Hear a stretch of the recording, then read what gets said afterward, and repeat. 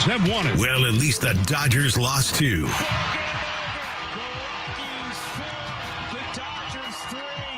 Nick, go handle business tonight. That strike three gets him looking. The sweeper, that'll work. 8th strikeout today for Nick Pivetta. So we can stay away from the panic button. Or is it time already? Talking about all things Padres live from the San Diego Sports 760 studios. It's John and Jim. All right, San Diego and Southern California, what's going on? It's hour one of John and Jim. There are no dull moments when you follow the entirety of a baseball season. And as Jim just told you during the update, a 4-game losing streak has thrown a wrench in the second half surge here for the Padres. We have you covered. Annie Halpern, friend of the show, friend of mine, will join us coming up at 5 p.m. We said nothing about you today. When I texted to ask Annie to come on the show, nothing about me. I said nothing about you. I just said, hey, would you come on the show, talk about the Padres? I think I might have used an emoji at some point for some random reason, but I didn't say anything about you disparagingly. You know, the one thing that I've learned is, like, if people aren't talking about you, especially in our business, like if no one's talking about you, that's a problem. Well, after last night, keep telling yourself that because people were talking about you. We're going to get to that in a moment, okay? People were talking about you. Yeah. Is that what you were referring to? No, I was referring to about like Annie. She's not talking about me. You guys aren't talking about me. I guess I just don't exist over here. No. You exist, and we'll explain. Annie Halpern will join us at 5. Tim Haggerty, also a friend of the show, voice of the El Paso Chihuahuas, who are erecting that Luis Campusano statue. He will join us coming up at 3:30. When will the jersey retirement be? For Campy. Yeah. All right, so let's start, obviously, with last night, react, and move forward. We're going to hear from Mike Schild.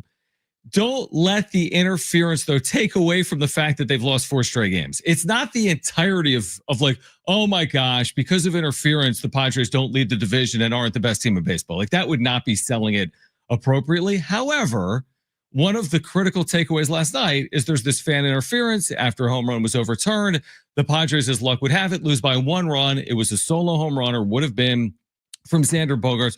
There was so much, Jim, discussion. We thought there was a lot of talk over the weekend about the Dodgers. There was so much discussion last night. You were in the center of it with the Padres losing to the Giants. So a fan interference overturn, and that's kind of where the Padres are right now. They've lost 4 straight. They don't get a break, so to speak, last night, and they've lost 4 consecutive games. Yeah, you were cruising down the highway, and you got in a car crash, but everyone's complaining about, or the person's complaining about, like, my sunglasses got broke.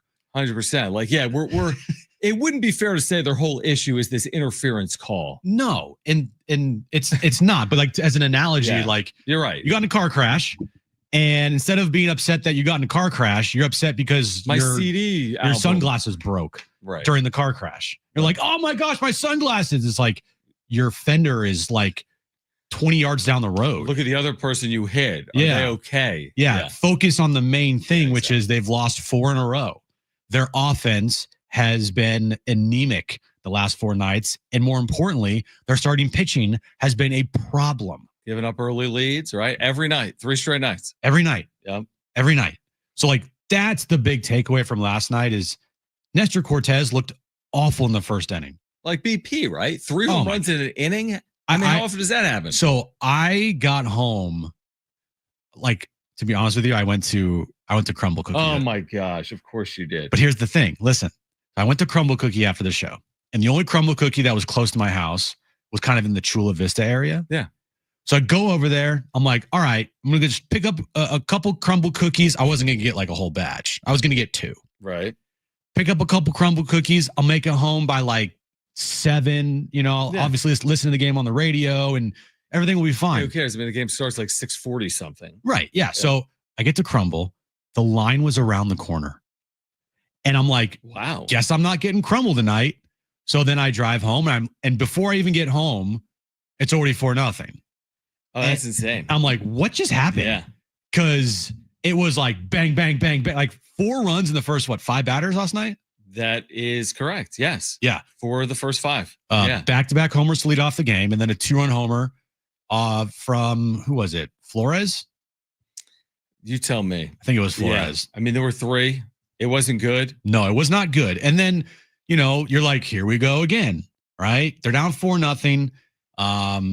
You got to beat the Giants. You can't lose a series or really even split a series if you thinking that you want to win the division. Now, the Dodgers keep losing to other teams other than the Padres. So Yeah, we'll see how that goes. But also, what did we say yesterday? Take care of your business. The Dodgers beat you twice, so to speak. 100%. Do not let that series over the weekend bleed into the Giants series. And you're right.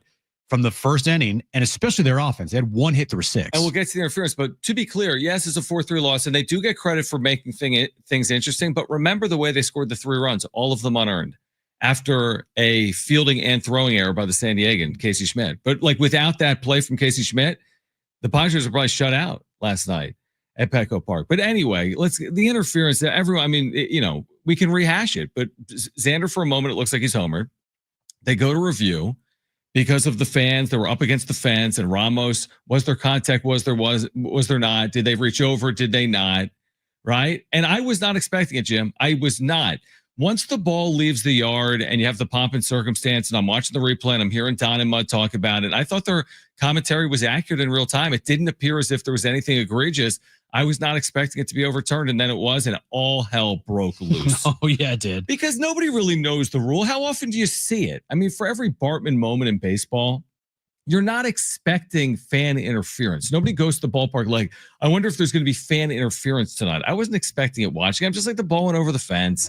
It's going to be a home run. And then when it wasn't, by the letter of the rule, it's kind of hard to argue it, although it was, I mean, we're talking about margins and razors, and you can argue it. And is it clear? Is it not clear? We're getting into semantics, but they didn't get the break. But you can't say just because you don't get a break, so to speak, that's the reason why you lost the game. Mm-hmm. You know what I mean? It can't solely be boiled down to a second inning moment or a third inning moment when you had a home run taken off the board, a solo home run. That can't be an excuse. You know what happens when your favorite team is playing poorly? People love to blame everything but the team. The team. Like, oh, the umpires suck. Oh, the referees suck. And they're not great. Oh, this is the, like, they're not great. Right. But you get my point. Yeah. It's everybody else's fault except for the players that are on the field.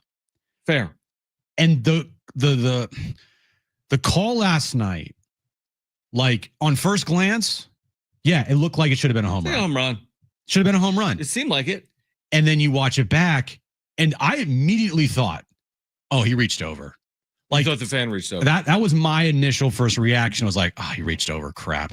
I didn't think on replay it looked like it hit him. Now Darnay put out another angle and like slowed that thing down to the millisecond. The other angle. And it looked like it grazed his arm. But the big thing here is, even though we'll hear from Mike Schilt in a second in his little mini rant post game, it sounds like, actually it doesn't sound like it. It was the case that the umpires didn't rule that the ball hit the fan.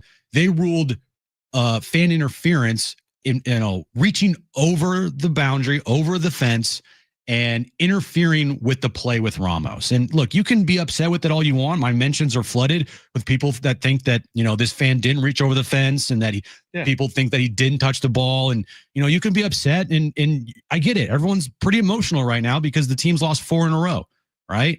But if you're going to say that this should have been a home run, I'm sorry, like, read the rule. Like, the rule is the rule. And unfortunately, this fan, which it's like the number one rule as a fan when you go to a game and you're sitting on the rail or first row, do not reach over into the field of play. It's like the most simplest rule possible. Ever since Bartman, sorry, Brent, it's like, don't interact and don't make yourself a part of a play. Like, I know it's difficult because the initial reaction is to go try to get the ball, right? But look, even Don and Mud said on the broadcast, they're not arguing it. So if they're not arguing it, you shouldn't be arguing it either. They did, but to be fair, in real time, the 4 minutes where they stopped the game for 2 minutes and 40 seconds, and Don and Mud were talking about it. Well, I'm talking about after the rule was initially given. Let's hear from Schilt. But before we hear from Schilt, this was the explanation from the replay official in New York. They provide a statement. Yes. Okay. They provide a statement that the clubs see. And I want to say this was published today by Kevin in UT. After viewing all relevant angles, the replay official definitively determined that the spectator reached out over the field of play and interfered with a live ball. Okay. The spectator's actions clearly prevented the fielder from making the catch. The call is overturned. There was spectator interference. No home run. the batter is out. The only exception I took was I didn't see it as clear prevention of the fielder making a catch, as in maybe he inhibited the fielder from catching the ball. Maybe there was interference, but was it clear and definitive? Two words used by the replay official last night, definitive and clear. And that's what led to an overturn. This was Mike Schilt after the game. He was ejected after coming out to get an explanation. He was ejected automatically. This was Mike Schilt post game. Listen, I don't balk at the league a whole lot. Umpires have hard jobs. You get thrown out. You're arguing with New York. I mean, but the definition that we got from a replay was it was clear that there was some impediment that took place. Clearly, he didn't touch the baseball. With the angle of the ball coming and where it went and where it landed, there was not anybody who was impeding with him. And if it's so clear, how come it takes 2 minutes and 40 seconds to figure it out? If it's that clear, why are we sitting there for 2 minutes and 40 seconds? We had 15 seconds to review a call in the first place. We got 2 minutes and 40 seconds to sit there. What are you looking for? If it's that clear, then overturn it early. If it's not, then it's a home run. And so, we call our replay guys and they're like, how you feeling about it? Zero chance. Well, but listen, that's just really disappointing that we go that long and have to come up with a conclusion that's not conclusive to overturn a home run that ends up costing us an opportunity to win a baseball game. Look, it was interference. You can not like it all you want and you can be upset with it, but that's what happened. And it's unfortunate. And, it played out very weird, right? I agree with that. The whole thing was very weird, but unfortunately it was interference. And again, you don't have to like it, but that's what happened. If anything, be more upset with the Padres offense and be more upset with the fan that reached over the fence. And here's what I would say. It was ruled interference, therefore it is. We get pissed all day when balls are called strikes that are balls and balls that are strikes. Mm-hmm. You know what I mean? So whatever it's called, it's called. By the way, missing one strike or ball call can cost your team an out, an inning, a run, a rally. It happens constantly. So we might disagree with what was ruled, and maybe they got it right, maybe they got it wrong, but that's what was ruled, and you have to overcome that. And truthfully, they did nothing to overcome it. No. In fact, if not for Casey Schmidt's error, what would we even be talking about it if it was a 4-0 game? If they were shut out yesterday, who cares if Xander Bogaerts ends up hitting a solo home run or not? The fact that it's so consequential now is you end up losing the game by 1 run, and you have 1 run taken off the board. We have a Padres lineup. Is Jackson Merrill in it? Is Jay Cronenworth in it? Is Ryan O'Hearn in it? We'll share that with you on the other side. Plus, we want to get your calls. Everyone wants to weigh in. I want to hear from Padres fans. 877-767-4760 if you want to weigh in. Call us right now, 877-767-4760. What did you make of the way it played out last night at Petco Park as we look ahead to game 2 as well? Nick Pivetta on the mound. A must win? I mean, it's a big one for the Padres tonight. This is John and Jim, San Diego Sports 760, live on the iHeartRadio app.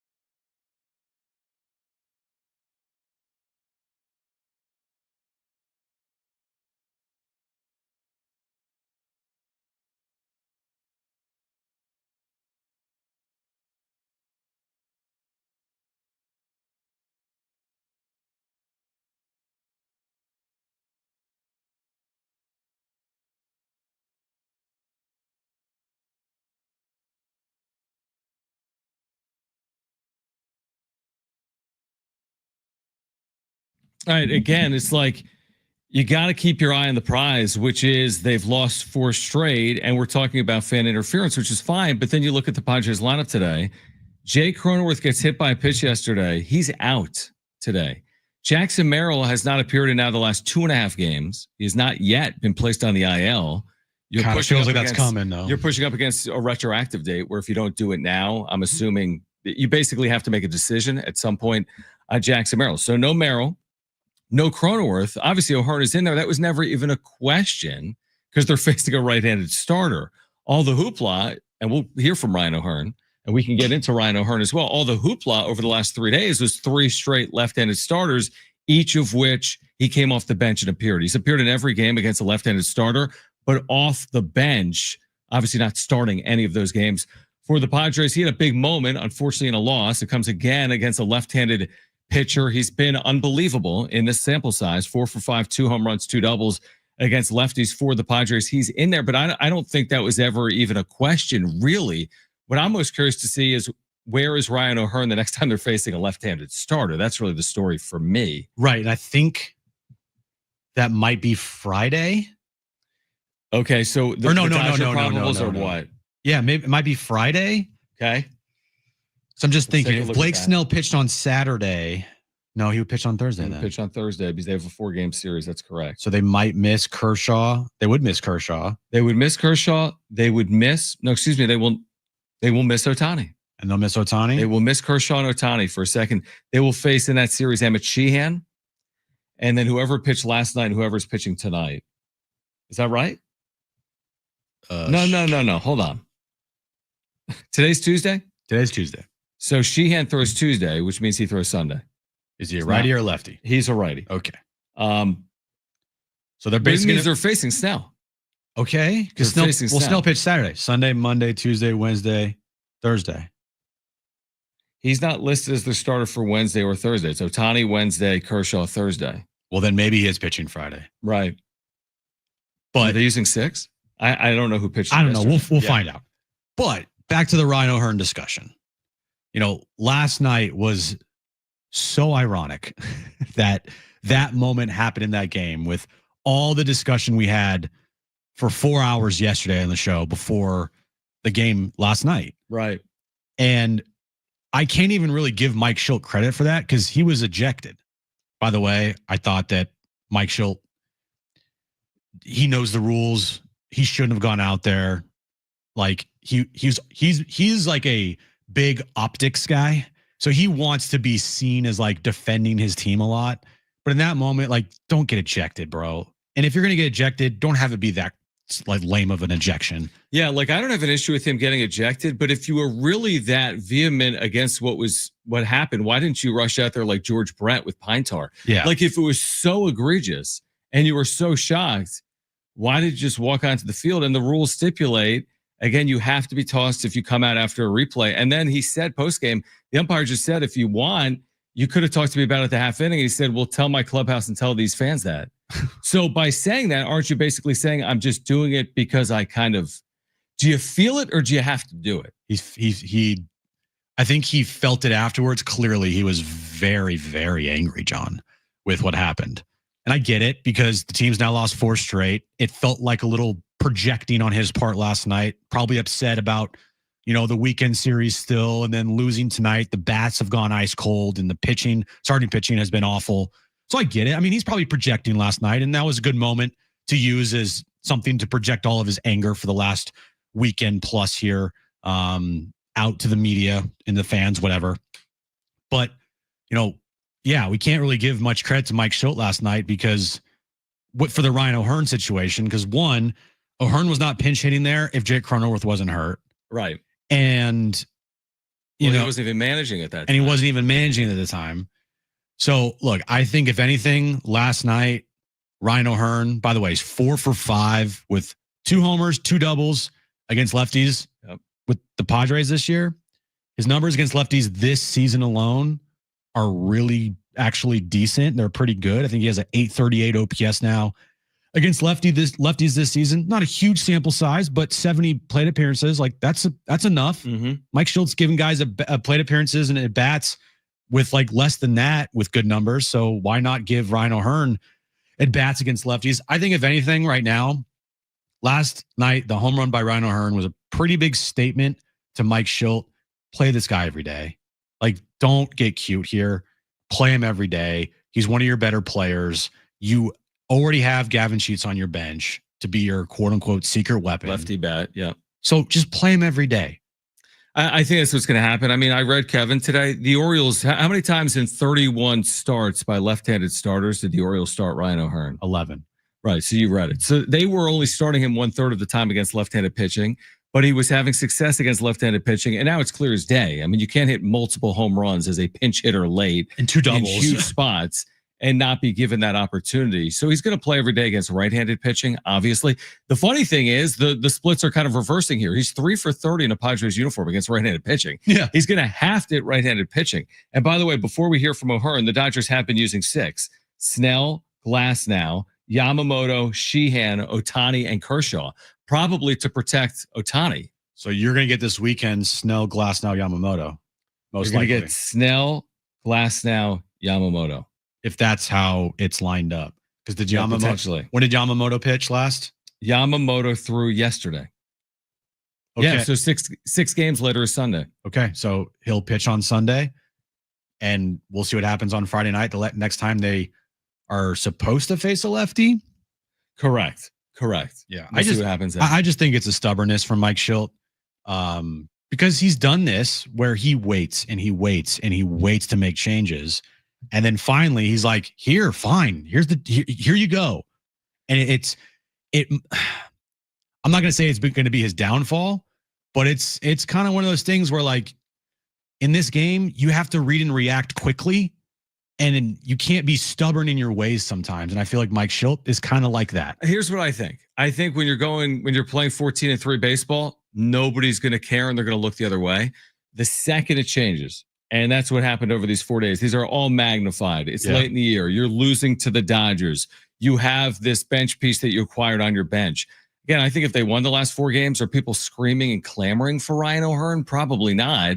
But you've lost the last 4 games, and you need offense these last 4 games. We'll hear from Ryan O'Hearn postgame afterwards. We're going to get your calls as well. 877-767-4760. Again, Annie Halpern's on the show coming up at 5 p.m. We're going to talk with Annie again later in the show. Also on the show today, Tim Haggerty, voice of the El Paso Chihuahuas, AAA affiliate of the Padres. He'll join us coming up at 3:30. John and Jim, San Diego Sports 760, live on the iHeartRadio app.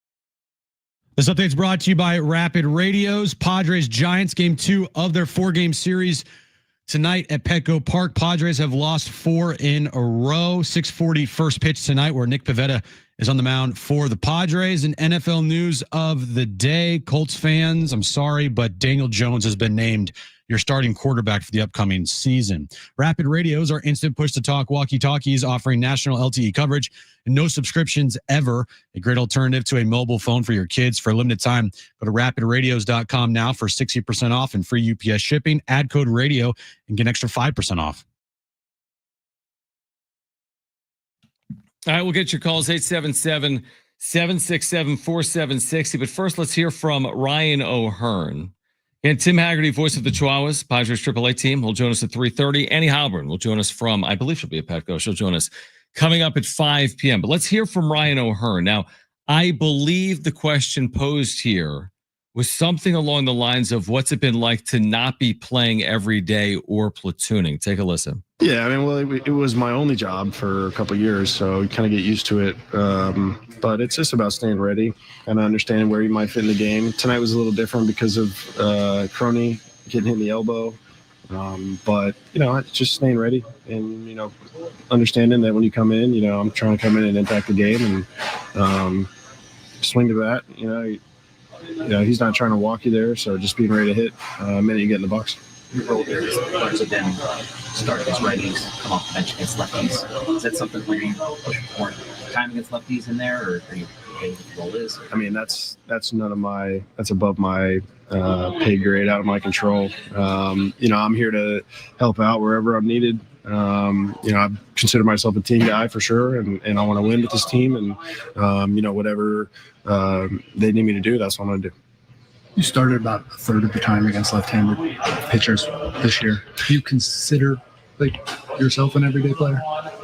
Yeah, I mean, I think every guy likes to think of themselves as an everyday player. I think it's, you understand that you're a tool in the toolbox, and it's. And I'm ready to fill in whatever way that I may be needed. That's really the extent of it. Yeah. Is there anything that's led to you being more comfortable against lefties this season? Not necessarily. I think, the homer in Arizona gave me a little bit of confidence against lefties, and, that hit in LA was pretty good. And, it kind of snowballs and you get that confidence going into bats. And, this game's so fluid. You go through stretches of good times, bad times against, all kinds of different pitchers. And, there were times in Baltimore when I felt like I was feeling good against lefties, and there were times when I felt like I stunk against lefties. So I think it's just a kind of a fluid thing. And I'm definitely going to take my last few games against lefties and the bats that I've had against them and take that as a positive and move forward with confidence. Is this a role that you expected when you were traded to the Padres, considering the roster that you were joining? I didn't know what to expect. I think there's, so many good players on this team. Every guy on the team is more than capable of, impacting the game in a big way. And, I haven't been here all year. These guys have grinded together all year. So when you come over, it's like, hey, how can I fit in? And you do what you're told. Why do you think this is such a big talking point of late? Because they're losing. Well, it was a talking point when he got here and he wasn't playing every day, but nowhere near like this. No, because losing because they faced a lot of left-handed starters.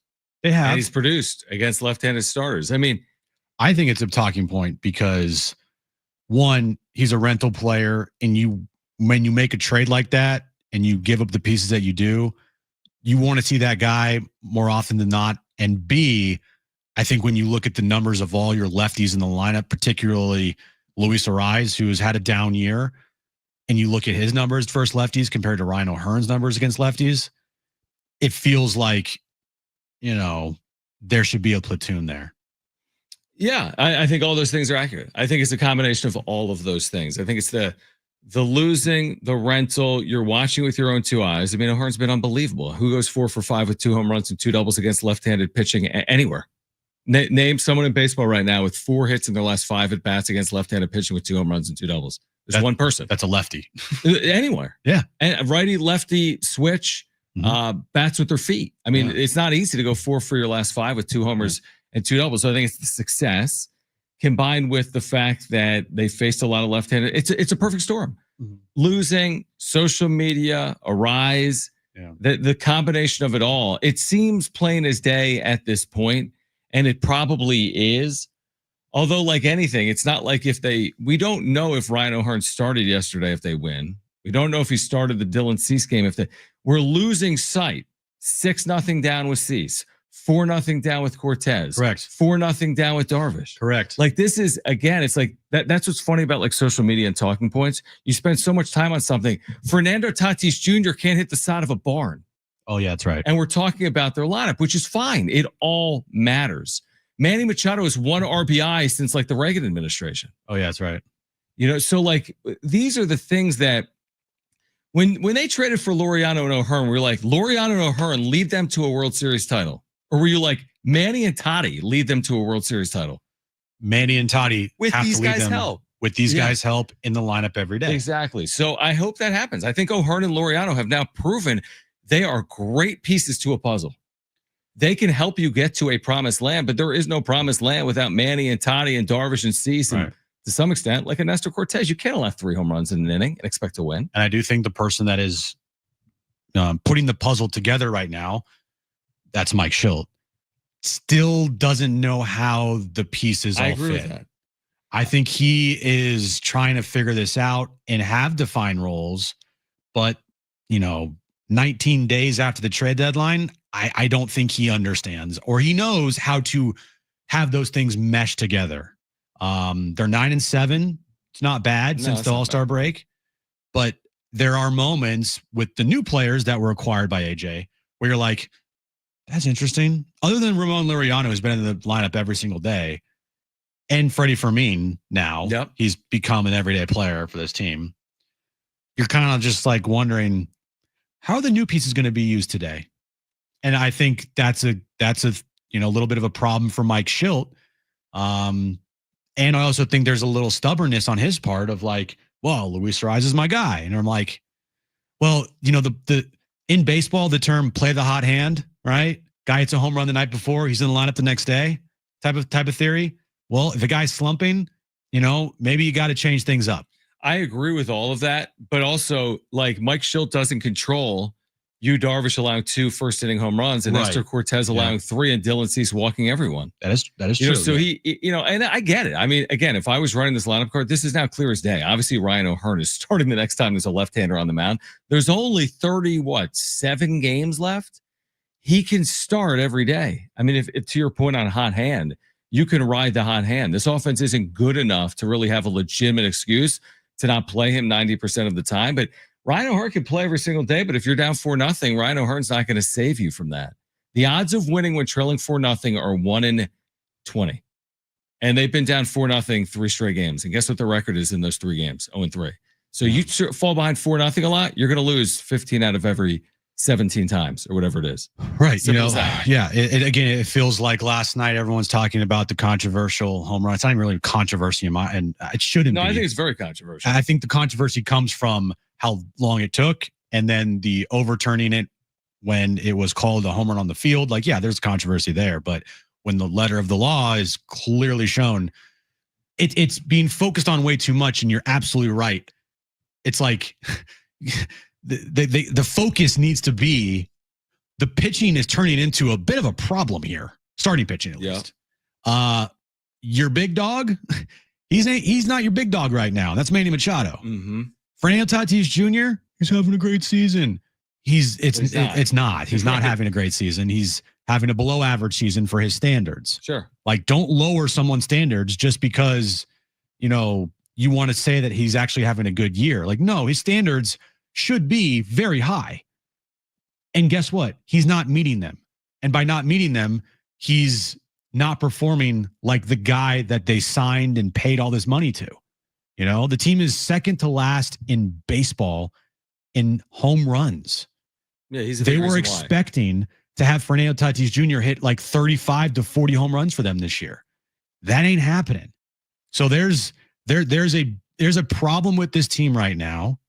And, they're going to have to get out of this little mini funk that they're in because you don't want to let this thing continue to slide. And thankfully, last night the Dodgers lost, but still, you got to focus on yourself, and you let the weekend series bleed into last night's game. Don't continue it the rest of the week. I mean, I'll be plain and simple on it. I never say this with baseball. You cannot lose today. You can't face a guy that in 3 starts has a 10 ERA and have Nick Pivetta, who is almost flawless at home.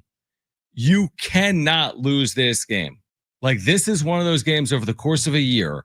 When you talk about terms like stopper, this is a scheduled win. So win the game. When you're facing some rando with a 10 ERA and you've got Nick Pivetta at home and you're a minus 200 or minus 300 favorite, you can't lose this game. It's as simple as that. Just from like a pride perspective, you can't lose this game. Let's go to the phones. 877-767-4760. Eric has been very patient. Eric, we appreciate you. Thank you, Eric. Waiting on hold, and thanks for calling into John and Jim. Yeah, of course. I enjoy listening, and especially when it's all about the Padres. And I just heard you say now, we can't lose to this one kid who's got 3 starts, I think. Yeah. One of them against the Padres, which I think we put it to him. But I have a strange feeling this kid might put on a Nick Martinez. Don't say that, Eric. But you never know, right? And another thing, it is the Giants, right? These guys play with the name on the front of their jersey, not the name on their back like other teams. Either way, I don't know if it's been talked about or not, but some of the chemistry that's going on with the Padres, and I use the example of the outfield with Merrill and Tatis, and I'm not just referring to the drop ball the other day, but that's been going on all season. Yesterday, again, Tatis and Cronenworth going for a ball, and I think that might be rubbing off towards the offense. So, I mean, I don't know. What do you guys think?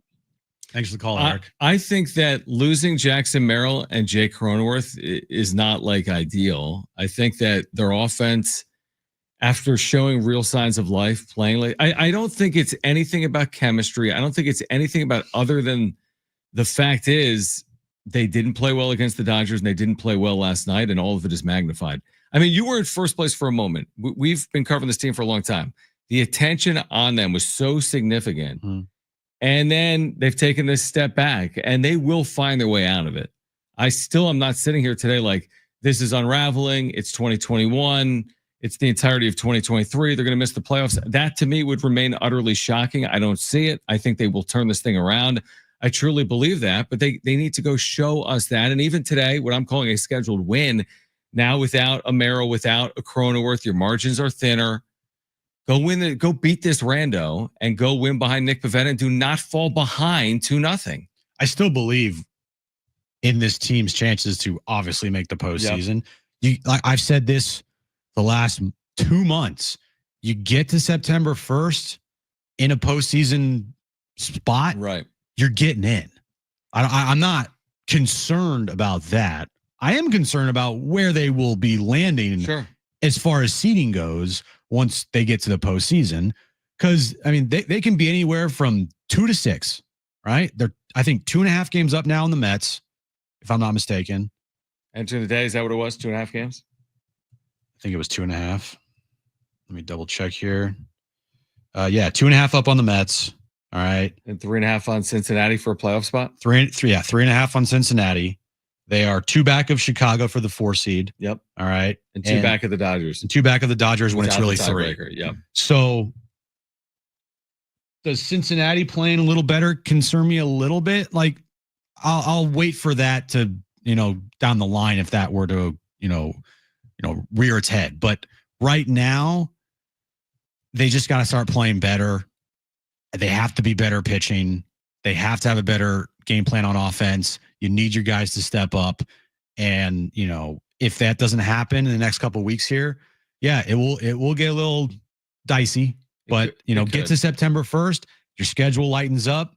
And I feel confident in their chances against bad teams, which they'll play a lot of them in September. Now, I will say this. Don't allow Cincinnati to hang around because you'll play Cincinnati for 3 in September. So they'll have an opportunity potentially in September. All right, much more on this on the other side. Again, the Padres dealing with these injuries and also what to make of Fernando Tatis Jr. right now. Plus, Andy Halpern will join us at 5 p.m. Tim Haggerty, voice of the Chihuahuas, at 3:30. This is John and Jim.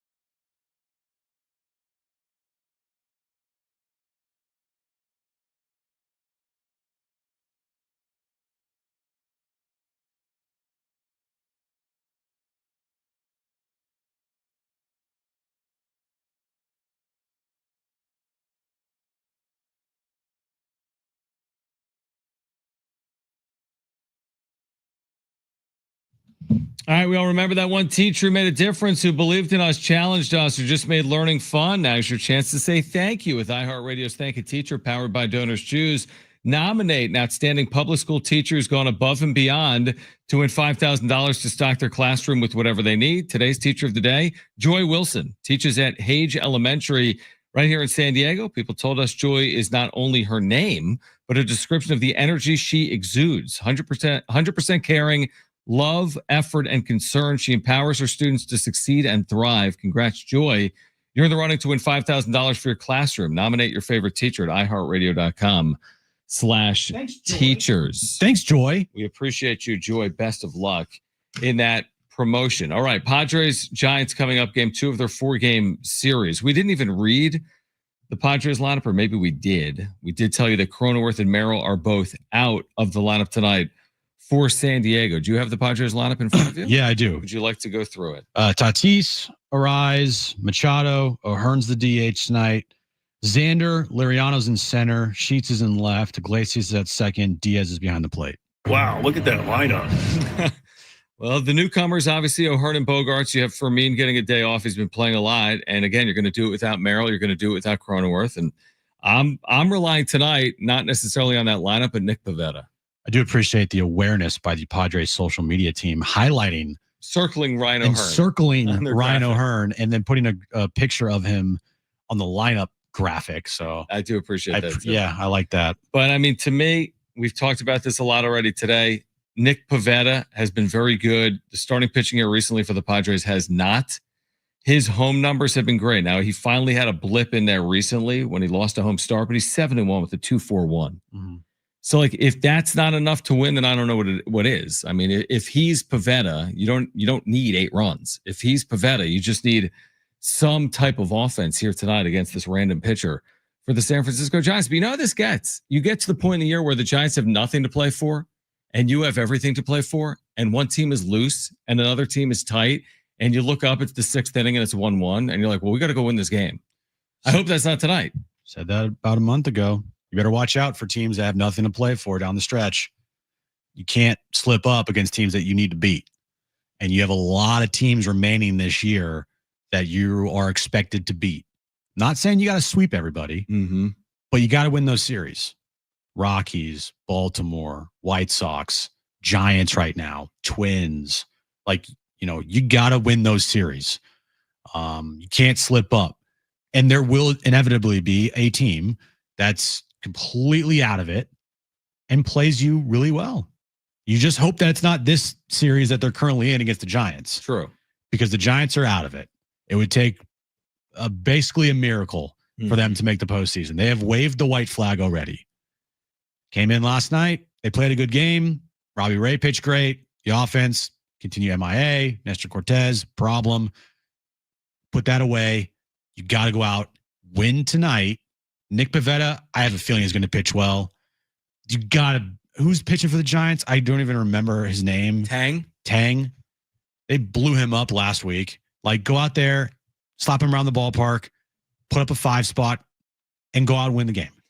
Kaiwei Tang or Kaiwei Tang. Does he have like a 10 ERA or something? 1-2 with a 10 ERA. Now, here are the quotes. I don't know if we said this on air or off. Jackson Merrill said his X-ray on his ankle was great. "Quote unquote chill." Okay, I don't know if that means positive or negative. That's so great. It was chill. Just chill, bro. And then Jay Cronenworth says he's doing much better than he was yesterday and thinks he's available off the bench, but still needs to test it pregame. So Cronenworth will be in uniform and could be available off the bench. Jackson Merrill had a quote unquote chill X-ray. But appears not to be available maybe tonight for the Padres. Neither of these players have been placed on the IL. You know Cronenworth, man, he gets hit constantly and by and large avoids it. Now he had to go on after he broke ribs. Merrill's been on twice this year. So he's trying to avoid a 3rd IL stint. And based on his chill X-ray, maybe he's able to do that. So chill, bro. Chill X-ray. What does that mean? Could you imagine the doctor's like, going over your X-ray here, Jackson. We found it to be very chill. It's like that's what I was thinking. It was chill for me too. It's chill, bro. He's got it. It feels like his season has been snake bit, right? Yeah, definitely. Yeah, I think so. And it's now pretty far into the year where you could say sophomore slump, unless he just has a crazy good September. It's going to be a good month. Yep. It's incredibly unfortunate, and I know he wants to be out there, but the team has to save him from himself because he would go out there if his leg was about to fall off. The problem is you're going to make it worse, and you're also going to hurt the team. It's a good point. So, like, even after his chill X-ray, my guess would be he goes on the IL. I think he avoids it. Really? Let's bet a burrito on it. Well, if he's not in the lineup tomorrow, you're going to have to do something, right? But we don't know if he's in the lineup tomorrow. I'm saying in general, yeah. Oh, they'll need to make a decision in 24 hours. If he's not in the lineup tomorrow, then you're looking at an IL stint. Yeah, probably. I mean, if I told you to begin the year, Jackson Merrill was going to hit 261 with a 729 OPS, which is 100 on OPS plus. If he was a major league average hitter with 12 home runs this year, I don't know what I would have said. I would say, well, it's possible because players sometimes come back to reality in their second years. So, like, I don't think it's like crazy to see him come back, so to speak. It hasn't been some, like, we've used this term lost season. He's hitting 261. He's not hitting 209. But again, the power's down. His OPS is way down from last year. He's been an average hitter. I mean, the numbers suggest he's been an average hitter. I said yesterday, if your floor is an average hitter, it's not the end of the world. Just hoping his ceiling looks a lot more like last year or even better. But again, I remember when we had Dan Zimborski on, he's like, there's reasons to believe a player like Jackson Merrill will not replicate his first year here in 2025. And he's turned out to be right. Yeah. And I know Jackson's got a big contract, but he's, got to perform now. Like the expectation for Jackson Merrill going forward is you got to go out and you got to put together seasons close to what you did last year. Absolutely. Because that's what the Padres are paying you for. And then, on the other side, Fernando Tatis Jr. Yeah, we'll get to that. Plus, we're going to hear from Jackson Merrill in the clubhouse. He has spoken. We might hear him say how chill the X-ray was on the other side. So we'll hear from Jackson Merrill. Fernando Tatis Jr. is just completely going through it. What is the answer? Is there even an answer in 2025 for Toddy? Getting you ready for Padres and Giants. Tim Haggerty, voice of the Chihuahuas at 3:30. Annie Hobron from the UT at 5 p.m. Hour 2, John and Jim comes your way next.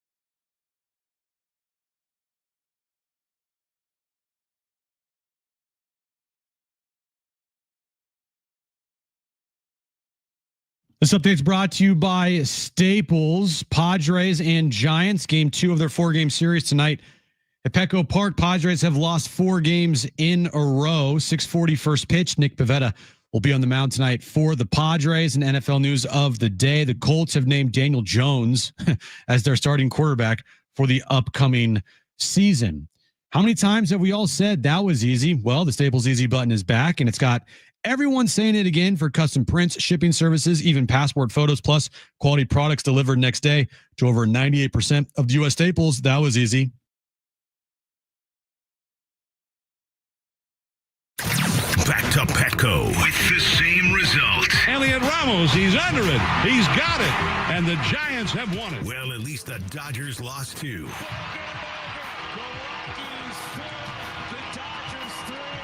Nick, go handle business tonight. That strike 3 gets him looking. The sweeper, that'll work.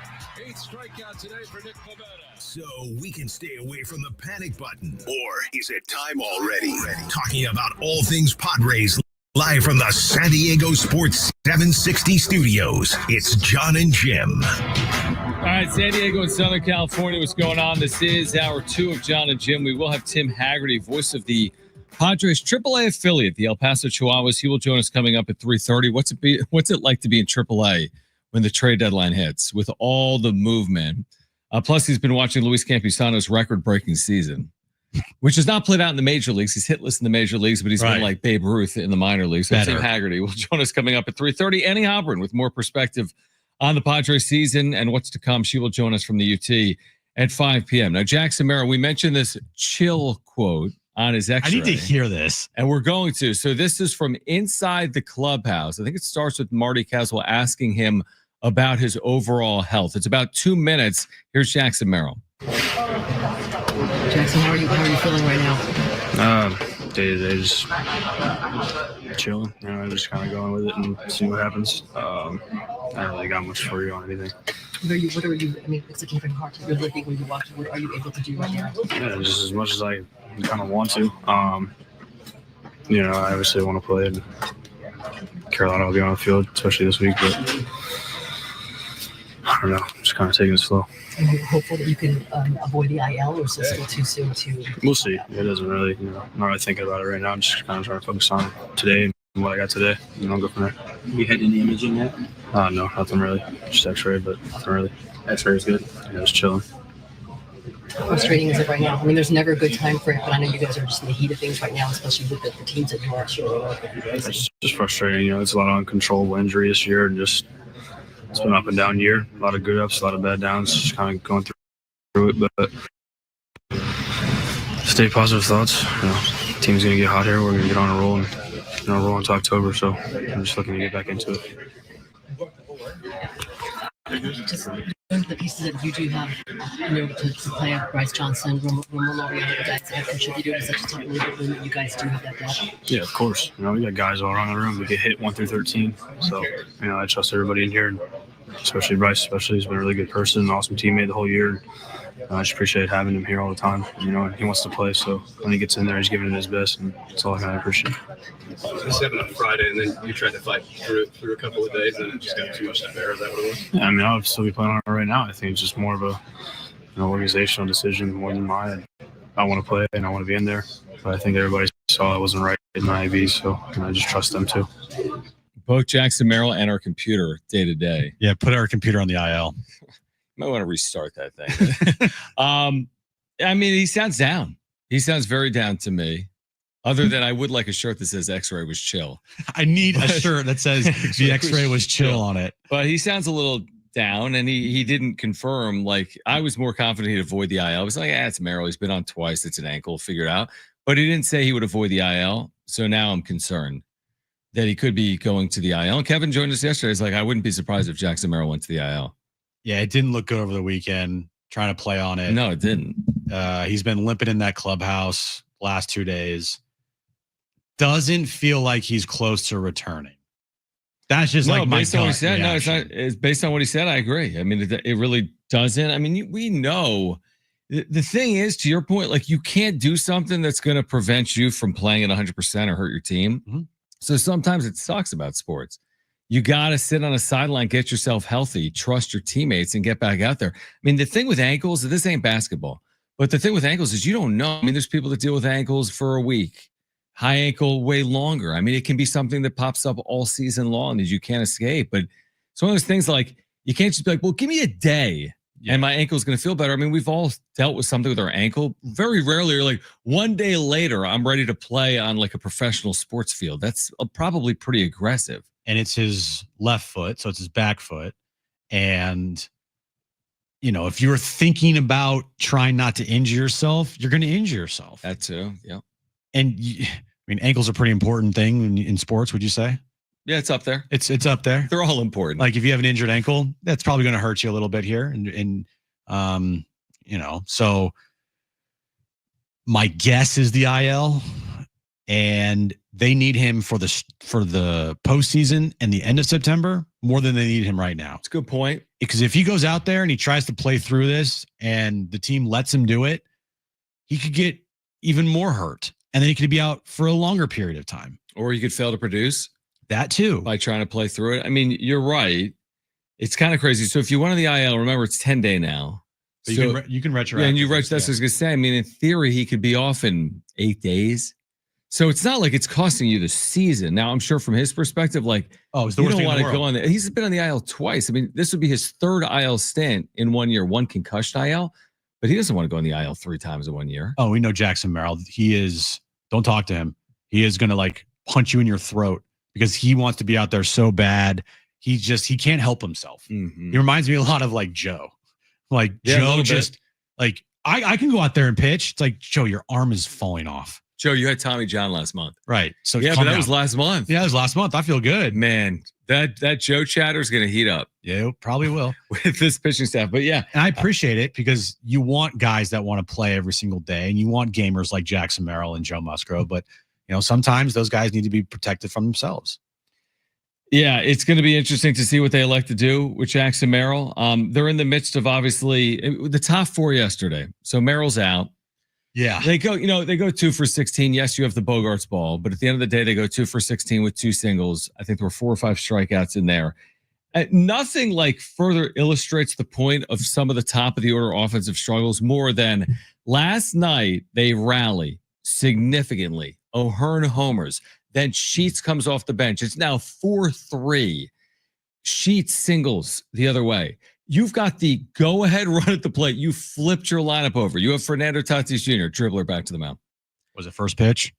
If it wasn't, it felt like it. Yeah, I don't know if it was or not. But it's like Tatis, and I'm kind of like over all the excuses and trying to explain as to why. What I'm not over is that the results are not near good enough. But John, his defense has been great. Who cares if you're trailing 4-3, how good his defense is? You have to produce. He's got to be able to produce. And like, it has to start yesterday. I mentioned yesterday on the wrap-up show, since the 1st of May, he's hit 238. He's hit 238. But he walks, John. Since the 1st of May. Like, I mean, at what point is it like the excuses have run fully dry and you just hold the player accountable? But he's young and he's dealt with a lot, and I'm sure he's going through a lot. They all are. It's professional sports. He's paid more in a year than any of us listening to the show right now are going to make in a lifetime. So you're paid to perform. That's the position. He's not an accountant. He's paid to perform. He's not performing. The accountability should be high. Sorry. By the way, it was a first pitch ground out last night. Felt like the exit velocity was 63.2 miles per hour. No, it wasn't. The distance was 1 foot. Yeah, before it hit the ground. Yeah, that's exactly right. His launch angle was minus 71 degrees. Just boing, just right in the ground. Plate. I agree with you. Right? The excuse making that I see for Fernando Tatis Jr. is kind of ridiculous. It's okay to say that he's struggling. It's okay to say he's having a bad season. You know, you're never going to get it from the organization, mostly Mike Schilt.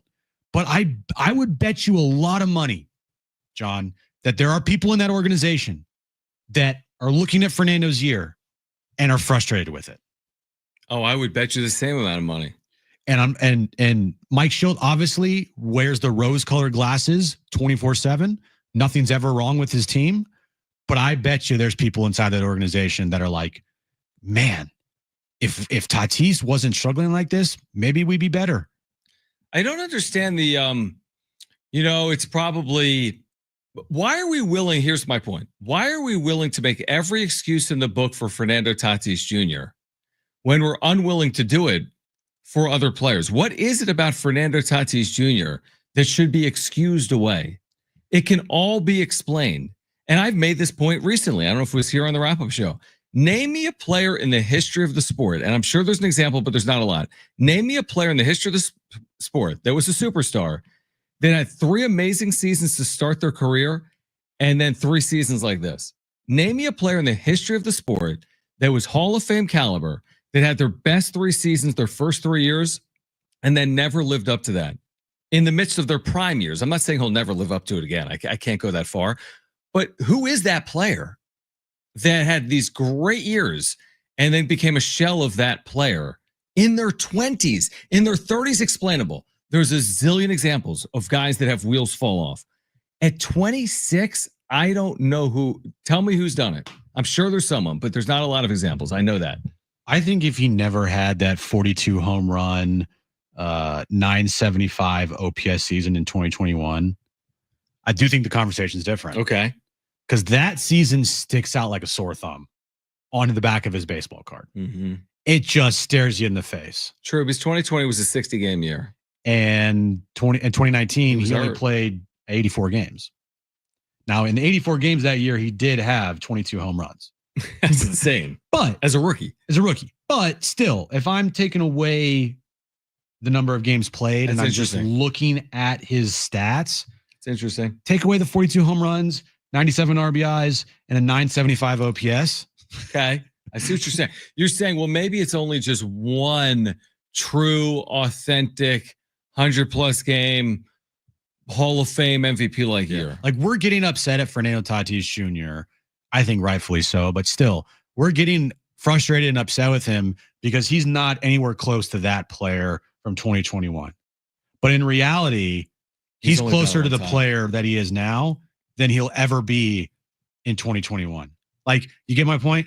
Over the last 3 years, yeah, we have deemed it an extreme, what's the word I'm looking for? Downgrade, or it's been a down years, right? The last 3 years have not been good as far as our standards for Fernando Tatis goes. But maybe this is just actually the player he is.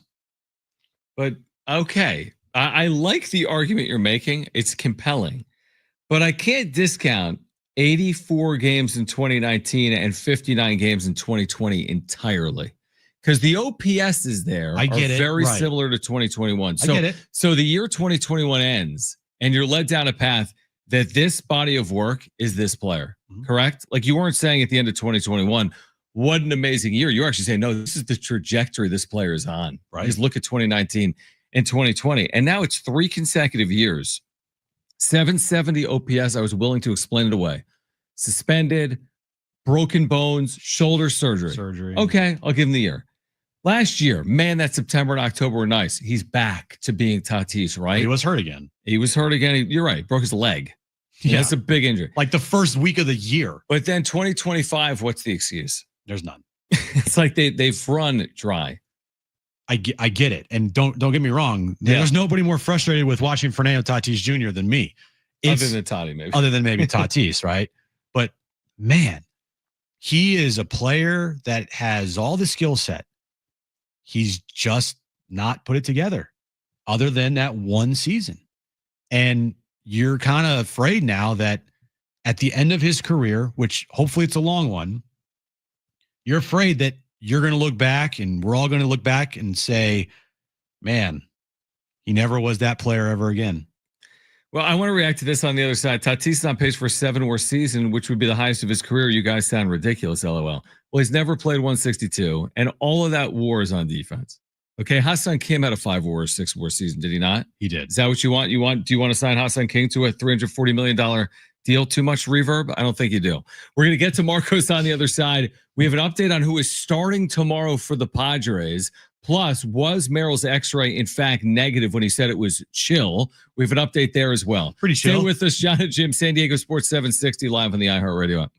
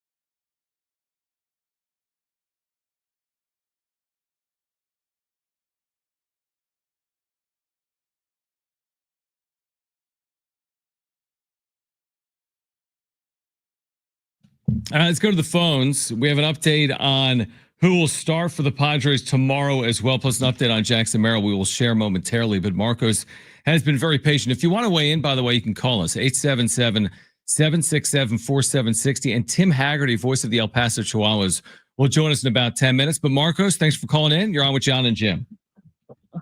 Yeah, guys, I've been listening to you guys all year long, and whenever we go through this kind of situation that we're going through here, there's two guys that keep standing out every time, and it's Toddy and Manny. Mm-hmm. And we could talk about the home run, we could talk about O'Hare, we could talk about all that, but the fact is that our big boys are leaving 1 to 2 guys on the bases every single time they're up, or they're getting up and we have no outs.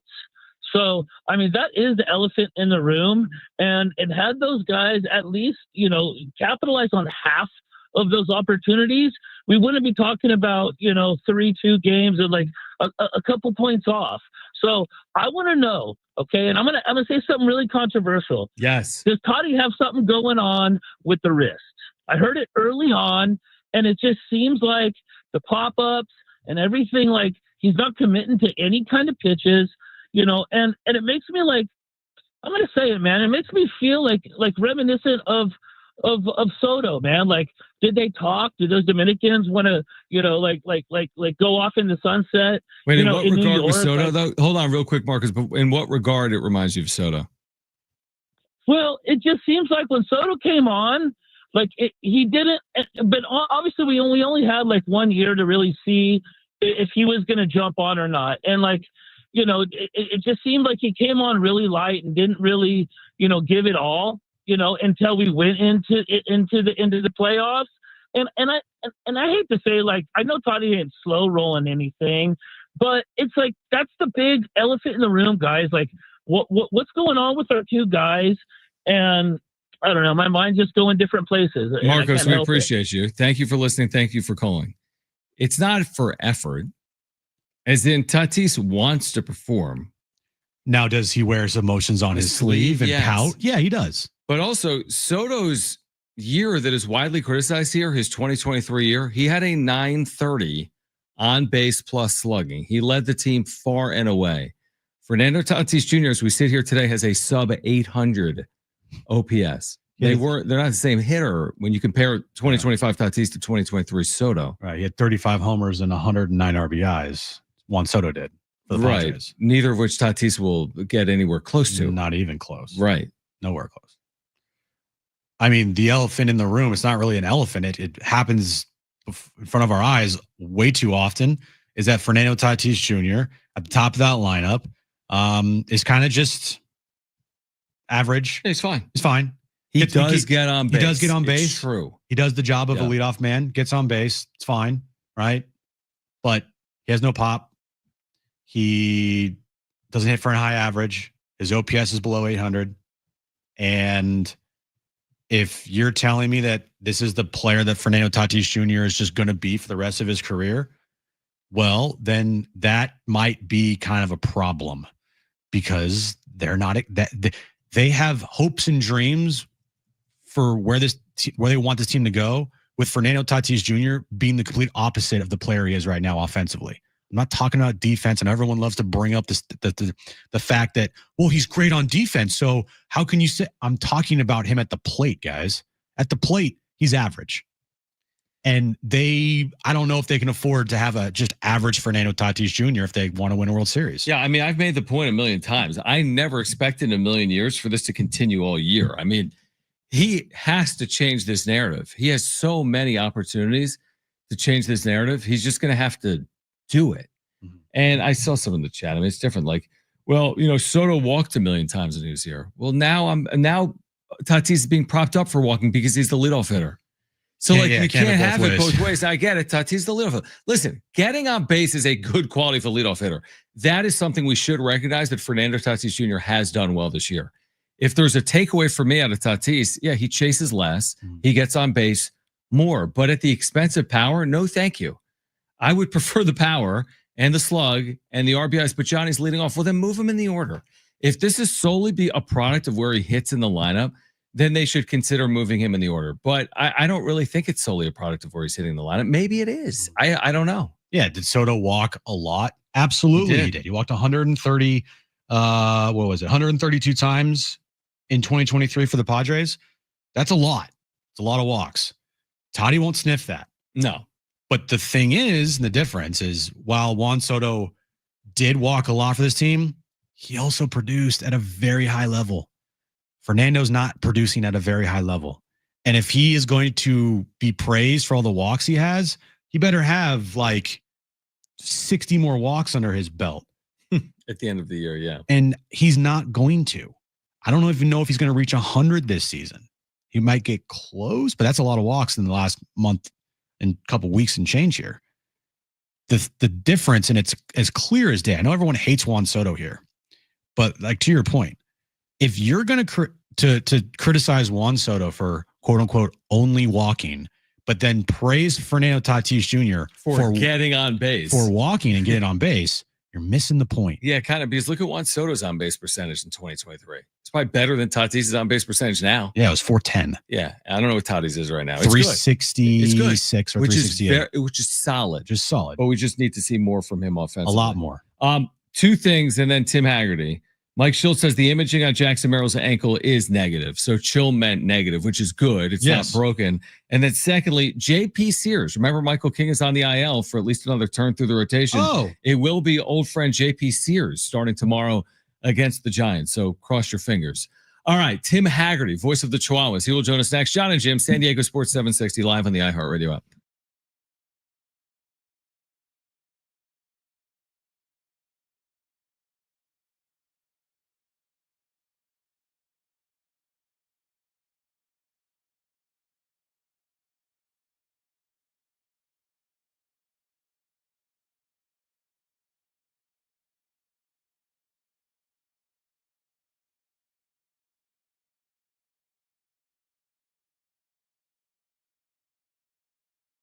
All right, hey guys, it is John and Jim for the all-new Jamul Casino Resort, the Players Place. We've been telling you about this.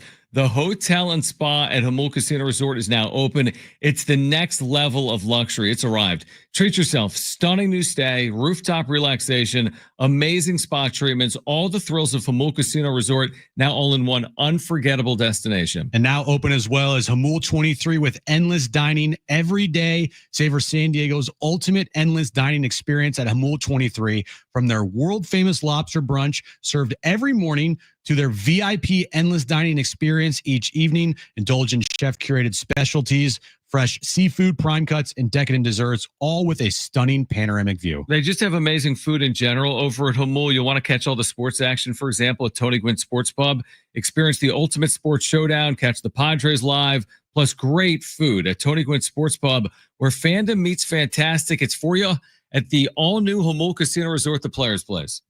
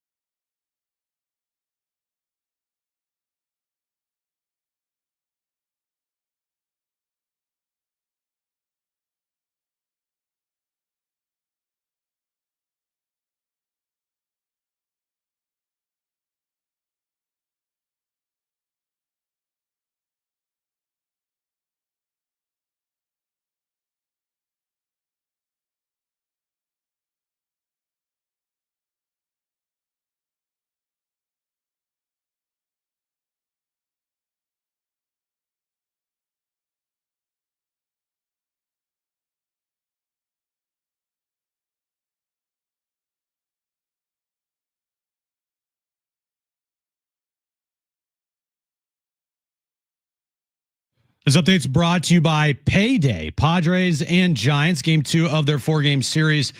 Tonight at Petco Park, Padres have lost 4 in a row. 6:40 will be first pitch tonight. Nick Pivetta on the mound for the Padres. And NFL news of the day, Colts have named Daniel Jones as their starting quarterback for the upcoming football season.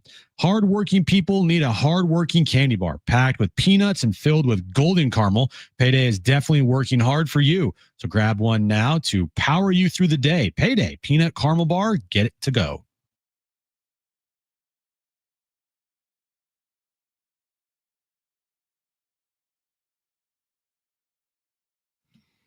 All right, John and Jim, San Diego Sports 760. Annie Halburn from the UT will join us from Petco at 5 p.m. And it's great to connect right now with Tim Haggerty, voice of the El Paso Chihuahuas, who are playing well right now in the PCL, 29-15 in the second half. I think coming off a 6-game road sweep, by the way, as well for the Chihuahuas. So it's great to have Tim Haggerty, voice of the team, back with us right now on John and Jim. Tim, I want to just start with the trade deadline experience. Obviously, on the other side of it, what was your reaction? Like, what's going on in AAA when all these moves are going down just a couple of weeks ago with the Padres? Well, Unrock visiting the Rangers AAA team in the Austin area. And a couple of days before the deadline, there was a scout from another major league team in the press box. And he said to me, "Do you think the Padres will be active at the deadline?" And I was polite externally, but in my head, I was like, of course, of course, have you been paying attention? So it was a very interesting deadline. Brandon Lockridge was the Chihuahuas' scheduled center fielder that night. And an hour before the game, Central Time, got scratched. He got traded to Milwaukee. That was 2 deadlines in a row that he got traded minutes before the deadline. That's how the Padres got him from the Yankees the year before. And Edward Neal Nunez, who I know wasn't a big headliner in the Mason Miller trade, but he was outstanding in AAA. He had not allowed a run for the Chihuahuas in 11 games. So that was really a big name that left the Chihuahuas roster. And it was a really interesting deadline also because those 2 guys and then 2 pitchers that had been bouncing up and down between the Padres and starting games for El Paso, Ryan Berger and Stephen Kolek, both got traded to Kansas City. So of course it was so exciting for the Padres and what they did. On the Chihuahua side that day, I kind of felt like, well, El Paso's roster isn't as strong. It shows what I know because since then El Paso was 12-3. And I think what's happening, even though some key players were traded, is that the Padres are so solid in so many different areas that there are some players with the Chihuahuas, Sean Reynolds, Kyle Hart, as 2 examples. I think those guys probably would be major league pitchers for half of the major league teams, but there just isn't room right now. Yeah, the Padres have a pretty full bullpen as it is. So those players, down helping El Paso. When is jersey retirement night for Luis Campusano?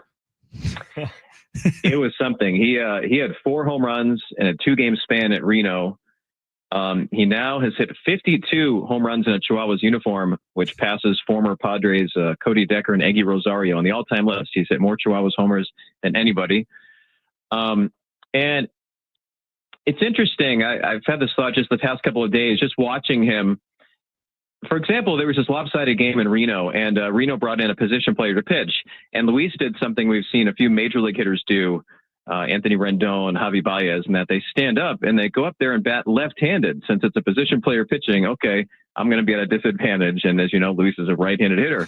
And he goes up there and hits this bloop single left-handed against a 60-mile-an-hour pitch from a position player. And he turned to the dugout and he was just cracking up. And just from where I sit, it just seems like a looser, happier player. And I think that might seem surprising to some Padres fans, but I think that a guy like him, there's so much anxiety going into the deadline, wondering what that's going to mean for him. Will he be called up? Will he be involved in a trade? And this is just an amateur psychologist from here. But I wonder if there was a little bit of a relaxation. Okay, now he knows his status. He knows he's here with the Chihuahuas. They acquired a catcher from Kansas City. He knows it'll probably take an injury for him to go up there and catch in the majors. And there's no more unknown. Just my theory. It's interesting. Tim Haggerty, voice of the Chihuahuas, with us right now on John and Jim. I mean, from my seat, I almost guaranteed it, Tim. I'm like, I don't need to know anything.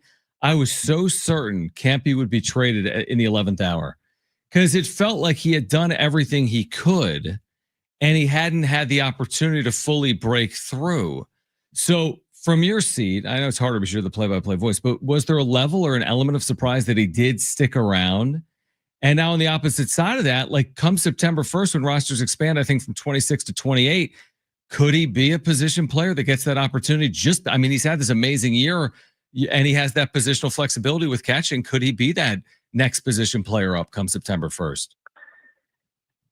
So just because there aren't major league catching innings for him right now in San Diego doesn't mean he's still not valuable to them, because he's here as insurance. If there's an injury, he's hitting so well. And I know he hasn't hit great with the Padres this year, but he could play first base. He could be a DH. He could be a pinch hitter. As you mentioned, rosters expand. Maybe he's somebody that gets selected there. So just because they get Fermin from Kansas City doesn't mean, and I know you weren't suggesting this, John, but doesn't mean you're just going to trade him for nothing. He still has value in your organization. But yeah, I would not have been surprised. I mean, covering the Padres AAA team, you can never be surprised with AJ Preller in charge if any of the players get traded. But I would not have been surprised if he was involved in a deal, because he is hitting so well. Manager Pete Zamora, who's known him since way back in 2019 in the California League, says Luis also has done a great job these last couple of years of separating his at-bats from catching. That, like a lot of young players, they begin thinking about things that happened in previous innings, but Pete felt that Luis has done a really good job of not doing that anymore. And you could argue on both sides here that he hasn't been given a full opportunity, or you could argue on the other side, like he's actually been given a pretty good opportunity with the Padres and he didn't stick there. Is there this argument that, this is not a knock, it's just kind of the reality sometimes in baseball is like some guys are just AAA players, they're not going to be an everyday major leaguer, but in AAA, it just feels like that kind of is where their sweet spot is. Could you maybe say that about Luis Campusano? I see what you mean, but I think if you look at the beginning of 24 and part of 23, I think for pretty long stretches, he did hit well as a major leaguer. Yeah. To your point, he hasn't done that for an entire major league season, but I think he's done it enough that I would think the Padres maybe still do have some confidence that he could do that. And I totally understand when I come on John and Jim, this comes up a lot, and I totally understand why. I mean, the other thing is, though, he is just 26. Late this season, he'll turn 27. He's still at an age that some major leaguers are still having some of their best seasons. It's not as if he's 30. As far as, next year, I don't know. He's hitting so well and has looked comfortable at first base. They have him playing first base at least once a week in El Paso. To me this year, it probably would take an injury or something for him to get back up there and get regular at bats. But again, I think at age 26, maybe there's still some reason for future optimism. Tim Haggerty is the voice of the Chihuahuas. He's with us right now on John and Jim. Tell us about Will Wagner, who was acquired at the deadline. He's been in AAA, and just looking at the numbers, he has really hit. He's hit 352 in 12 games. What have you seen from Will Wagner, who might also be one of these guys when rosters expand that gives them some of that flexibility as well? Yeah, and talking about how the deadline affected the Chihuahuas, that was one addition they had. And I know you remember this, John, from covering games. Sometimes you see a guy for a series or two, and he might not stand out to you. And Will Wagner faced the Chihuahuas when he was with Houston's AAA team, but he has shown up here and been a force. 407 on base percentage. He's walking a lot. He's hitting the ball hard. And I think quietly, this was a really good pickup for the Padres. I mean, this is a guy who was good enough to be in the major leagues for months this year for maybe the best team in the American League, Toronto. So I think quietly, he's somebody that really could help. He has played second base. He's played third base. Really likable, hardworking guy. For the fans that don't know his background, he's Billy Wagner's son. Will, a couple of days before the deadline, was placed on the inactive list for a couple of days to go to Cooperstown and see his father give that great speech at the Hall of Fame. But seems like a really modest, hardworking player. And yeah, I wouldn't be surprised if he's somebody that ends up in a Padres uniform somehow soon. We just saw that JP Sears will be making a start tomorrow for the Padres in place of the injured Michael King. He made one start in El Paso, picked up a win, went 5 innings. What'd you see from him? Because his first start in a Padres uniform at the big league level wasn't that great. Well, that explains why he got scratched from his start Sunday in Reno. Yeah, that became a bullpen day for El Paso instead of Sears. And yet he was on the team bus. So I wondered, but yeah, now we find out why he's starting a game for San Diego. But he was very good. He really located his pitches well, from what I'm told, would use the top part of the zone, the bottom part of the zone. Very good against both left-handed and right-handed hitters, and had a solid outing, allowed 2 runs in 5 innings. The Chihuahuas really had a great pitching series last week. As you guys mentioned, they won all 6 games in Reno in the 6-game schedule format in the minor leagues. It's pretty rare to get a sweep, and they pulled that off. So yeah, I could see maybe Sears in the final 5 weeks of the major league season being like a Ryan Burgert or a Stephen Kolek, where for now goes up when they need a fresh arm. Who knows how long he'll stick in the rotation? As you mentioned, Michael King placed on the injury list, so maybe he does stick a couple of turns there. But somebody with options that can still go up and down. Tim, this might be a dumb question, but I'm looking tonight. El Paso's in Sacramento, but Sacramento is housing the A's. Is Sacramento hosting every River Cats and A's game in 2025? And how can they even do that? It's a good question. And the plan was entering the season that, yes, every single one would be here. They told me the number at the beginning of the season. It was crazy. Let's see, there's, obviously 81 major league home games, and there's 75. So 156 games and something like 160 days or something. Right. But my understanding is Major League Baseball and the Players Union had some questions about the playing surface, which, by the way, they've done a great job. I'm looking at the field right now, and it looks clean and flat and just as you'd want it. But Sacramento played 1 AAA home series on the road up in Tacoma. Sacramento had a 3-week road trip to give this field 1 week of maintenance and rest. But other than that, they are hosting every single game. And that's the plan the next 2 years as well. So it's so funny. I'm looking here in the press box, and they have this master schedule. And the El Paso Chihuahuas are playing here this week. And next week, the Detroit Tigers are. I mean, it's crazy. Wow. Life, hey, listen, to AAA in the major leagues, right? It's only a plane ride or a phone call away. Tim, always appreciate it, man. Continued successes down the back stretch here with the Chihuahuas, who are playing good baseball. We appreciate you hopping on, and we'll do it again soon, all right? Okay, cool. All right, great stuff from Tim Haggerty. All right, we're going to get back to the Padres and some of these updates on the other side, like JP Sears starting for San Diego tomorrow, plus the wrap ahead at 4, Annie Halpern at 5 p.m. on John and Jim, San Diego Sports 760, live on the iHeartRadio app.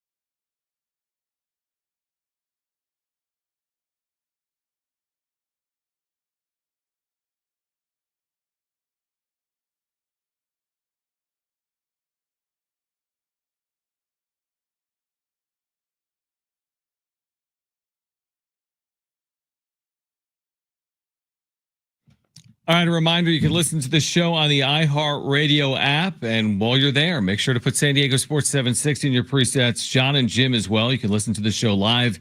You can listen back to any hour or interview. We just had Tim Haggerty on the show. Annie Halbern from the UT is coming up at 5 p.m. And the Padres are preparing for the Giants tonight, game 2 of their 4-game series. Don't let the last 4 nights continue to bleed into potentially a 5-game losing streak. Is it at all odd? I haven't done the research on this. Is it at all odd for as good as the Padres have been under Mike Schild, and the record would suggest such, 93-69 last year. What's the record right now? 69-56. Okay, 69-56. So add it up, right? They've played winning baseball. I mean, they played well over 500 these 2 years. Mm-hmm. Would a team typically that's that many games over 500 over 2 years, that's 30 plus games over 500. Has a team that plays like that typically had as many 4- and 5-game losing streaks as the Padres have had under Schild? There were 4 5-gamers last year in the first half. There have been a series of 4-gamers this year. I think there's been a 5-gamer in there as well. They have not lost 6, knock on everything, in a row. What is this? Under Mike Schild, I think in his tenure. Is it just baseball? Hey, over 162, you're going to lose. You're going to have 4 or 5-game losing streak. I think it is. Doesn't it feel like they've had a good amount of them, though, to be as good as they've been? Last year, they had a bunch. Yeah. A bunch of 4 or 5 gamers. Right. This year, I mean, they've had moments where they've lost 4 or 5. I don't know how many 5-game losing streaks they've had. I want to say 1. Am I crazy to say that? There was one time this year they lost 5 games in a row. In the midst of that poor play 2-month stretch when they were under 500. I might be off. Maybe they didn't. 4? There was, yeah. It was 1 5-game losing streak. Okay. It was actually a 6-game losing streak. Oh, just kidding. So they've lost 6 straight under Schild. They lost 6 straight? Yeah, when they got swept by Seattle in the Vetter Cup and then they got swept at Toronto. Oh, season was over then. Season was so over. But that was back in May, so. Okay. So I guess over 162, you're going to have a losing streak. You are. They've lost a bunch of, they've gone where they've lost 4 out of 5 a lot. Yeah. Just when after the All-Star break, they lost 4 in a row right before they went on their 5-game winning streak. Right. That's right. Yep. They're just a very streaky team at times. Maybe that's the way to put it. They'll play when they play bad. Oh, they play bad. Mm-hmm. When they play good, they play really good. There's not really like a middle ground, and the middle ground for them this year has been a below 500 team. Man, you kind of hope that when those lights are bright, they started the season 14-3. They just recently played 14-3, but the counter to that is sometimes in their bigger series, Dodgers come to mind this year. They're 2-8 against LA. Sometimes in their bigger series this year, they haven't played their best baseball. I mean, just look at their record in general against teams that are over 500, but we'll see. And the moving goalpost, that is the record against teams over 500.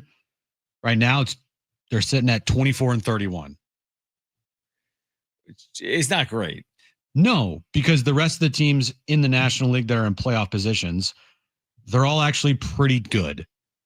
The Brewers are 38-21 against teams over 500. That's ridiculous. The Phillies are 27-25. The Dodgers are 29-28. Okay.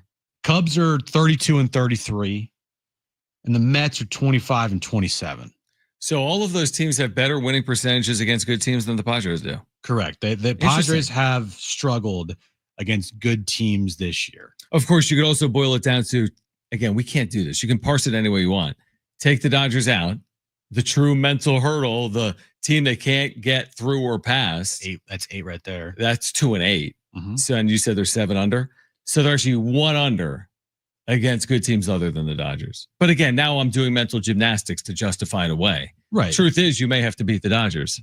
Absolutely. You might have to go through the Dodgers, and it might not be in the division round. It might be in the NLCS, but still, you might have to go through the Dodgers at some point. Right now, like, you can't beat them. So, and it is crazy. I mean, you and I kind of laughed at the idea. Listen, as bad as last night was, where it feels like, hey, Giants at home, you're going to get right and you lose.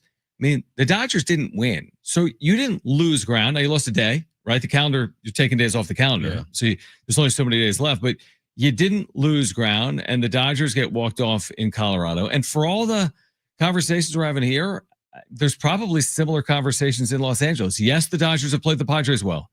They get up for those series. But Other than that, I mean, you go back to the 1st of July. I mean, from July 3rd on, they're well under 500.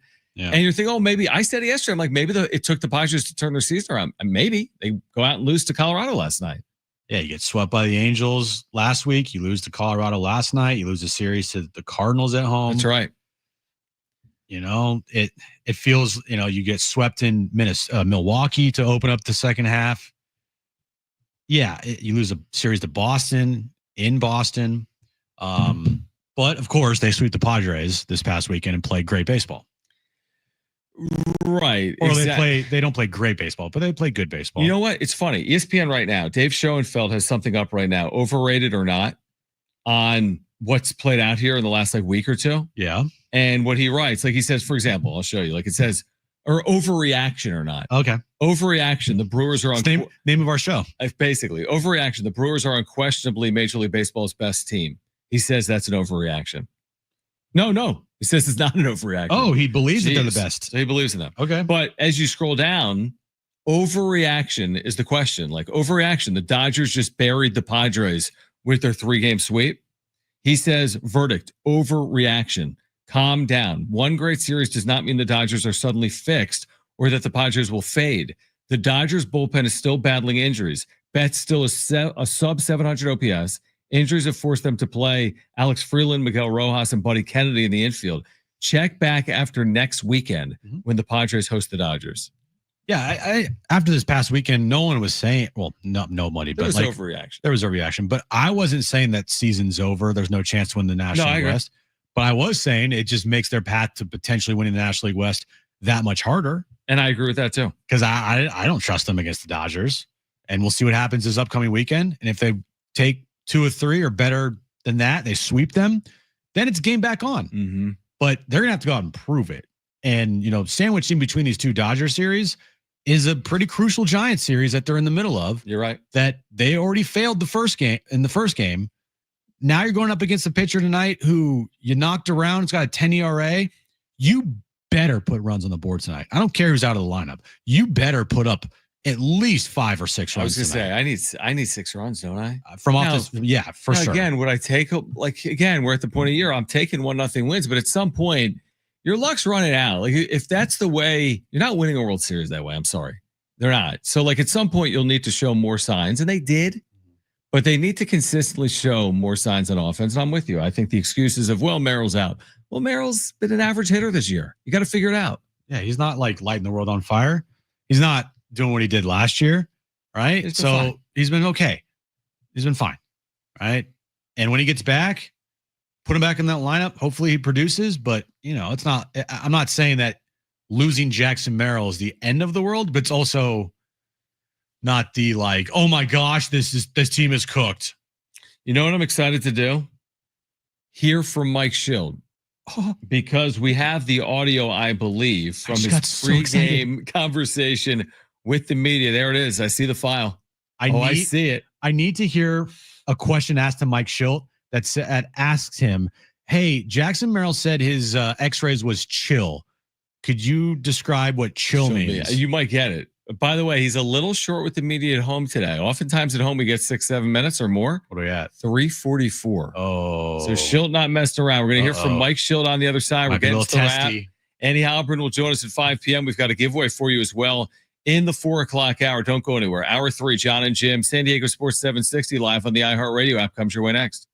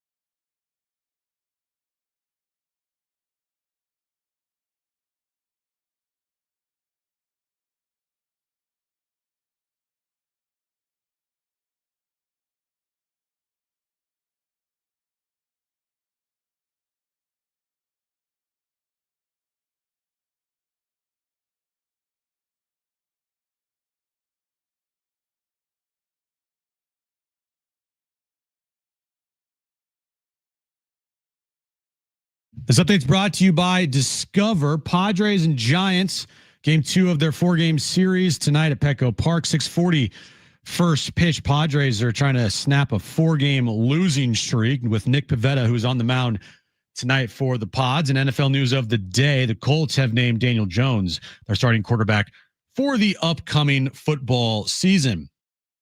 Guess what? Discover's accepted at 99% of places that take credit cards nationwide. You heard right, John. 99%. If you don't think so, maybe it's time to face facts, buddy. You're stuck in the past. Based on February 2024 Nielsen report, learn more at discover.com/credit card. Back to Petco with the same result. Elliot Ramos, he's under it. He's got it. And the Giants have won it. Well, at least the Dodgers lost too.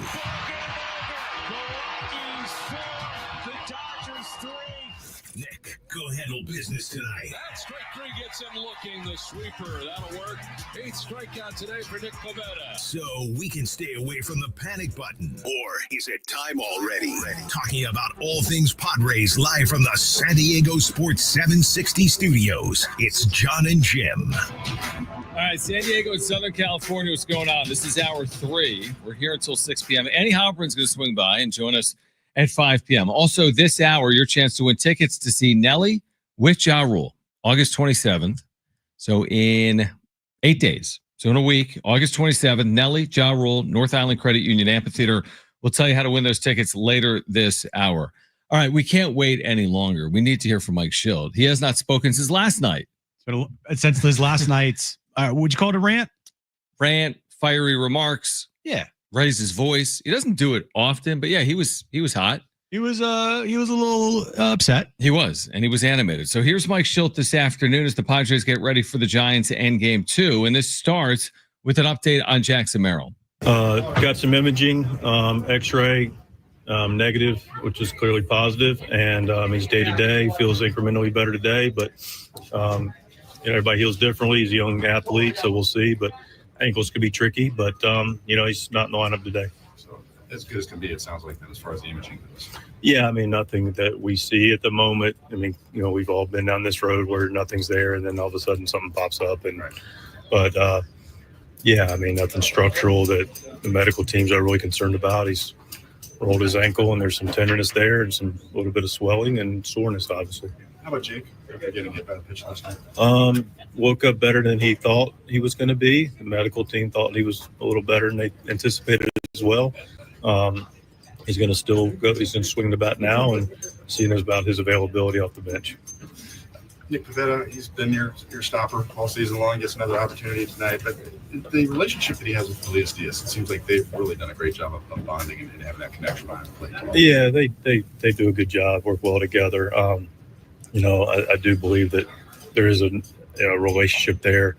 I got the privilege of seeing it for years with Waino and Yachty, and the most career battery starts together, and get a chance to be behind the scenes. The privilege that I get to see how guys interact and connect and talk and grow and think with each other, and can't have everybody have their own personal catcher, but it is nice that they've worked together as well as they have.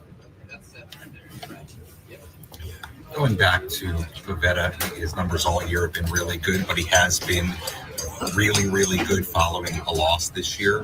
What about him in particular do you think makes him especially good in kind of that stopper situation?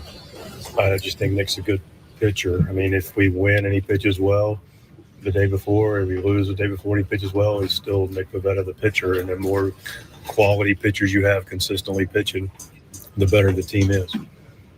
Jackson seemed very frustrated to not be able to play during an important stretch. So the plan was to take it easy. And how important is it to have Jackson healthy down this stretch and just really take it through the time? Yeah, I think health's clearly important. Jackson's health's going to be important. Michael King's health's going to be important. Keeping Yu Darvish healthy is going to be important.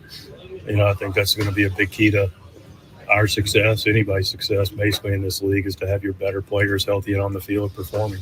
Speaking of Michael King, what's the plan after on his bullpen yesterday? We're going to see how he recovers. The issue last time was he threw a bullpen and didn't recover well the next day. That's why pretty consistently, and we'll talk about the recovery component to it. And Michael hasn't gotten out yet physically, but walked in a pretty good space. So we'll see. How will JP be used tomorrow? Assuming he's here, he's going to be used tomorrow. He's going to start tomorrow, Jeff.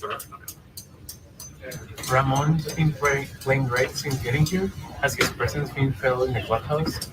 Yes, Ramon's been fantastic. His presence has been he's fit in wonderfully. He's it's a very competitive team and a culture that takes it serious and looks to compete every day. And Ramon's not only fit into that, but helped grow it.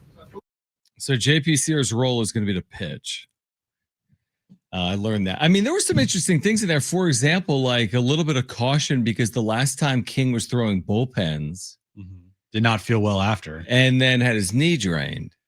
And then mentioning health, he brought up Yu Darvish's name. He did. He said like this person's health is important, like this person's health is important. But the way he said it about King, he's like, he specifically said the words "we'll see." So like not to put the cart before the horse, which is fair. But again, you talk about health and the importance, and we're talking about narrow windows now. Like if King all of a sudden takes more time, right, and as opposed to starting, for example, in Seattle, whenever it is, right, the end of this month, the next 7 or 10 days, he's not pitching until September. There's only so much time to fully ramp up and be the guy that can go like 105 pitches in a playoff game.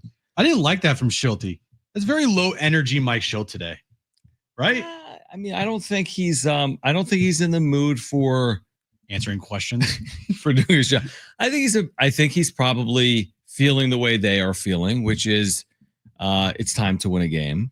And we are in the dog days. Consecutive game. Well, it's not really. To me, it's more of a stretch run. It's a stretch run, but August is known to be the month of like, all right, just get past August. Let's get to September. Sure. But losing 4 straight and dealing with injuries, I don't think he's in the mood to be his typical like rah bad joke self, right? Because sometimes he makes like he like creates his own jokes. He was shorter and he was more deliberate, and yeah. I don't think he really wants to deal with it. I think he wants to see his team go out there and snap this losing streak. They do. Yeah, I agree with you. But the injury, I mean, honestly, dude, if I had to talk to the media, I would. I am. Nope. Before every game and after every game, all season long, how often would you snap? You would snap daily. Probably. You would have. So that's what I'm saying. Like there's a lot in there. But getting asked questions by the media and is different than internet trolls on Twitter calling you a moron every 2 seconds. By the way, and you made this point, but I'll make it for you right now. No question about Ryan O'Hearn in the lineup. We know it's a right-handed starter. He was always going to be in there, but you almost have to just the obligatory question. Hey, O'Hearn cleanup, huh? Right? You almost just have to throw it in. Like, hey, is this a Ryan O'Hearn going to be in the lineup every day now going forward? Like, what are we doing? Where's that question? I know.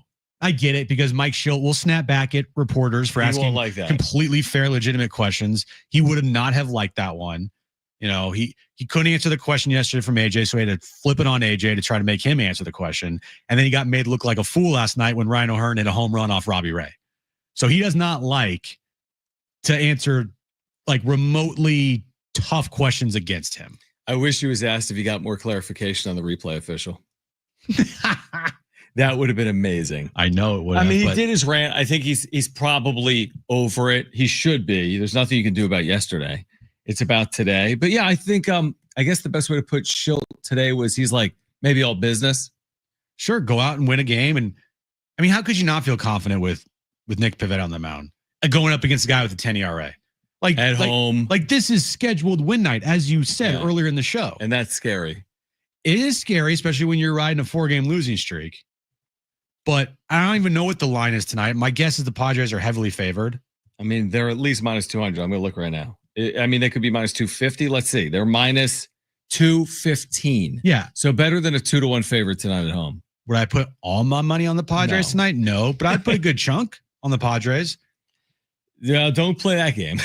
Well, don't play that game. I mean, I do think it's an important one to win because if you win today and there's 2 more against the Giants, at least you can see the other side of this thing. I feel like some of our feeling can just change based on Pivetta today. But what would we say if it didn't go their way tonight?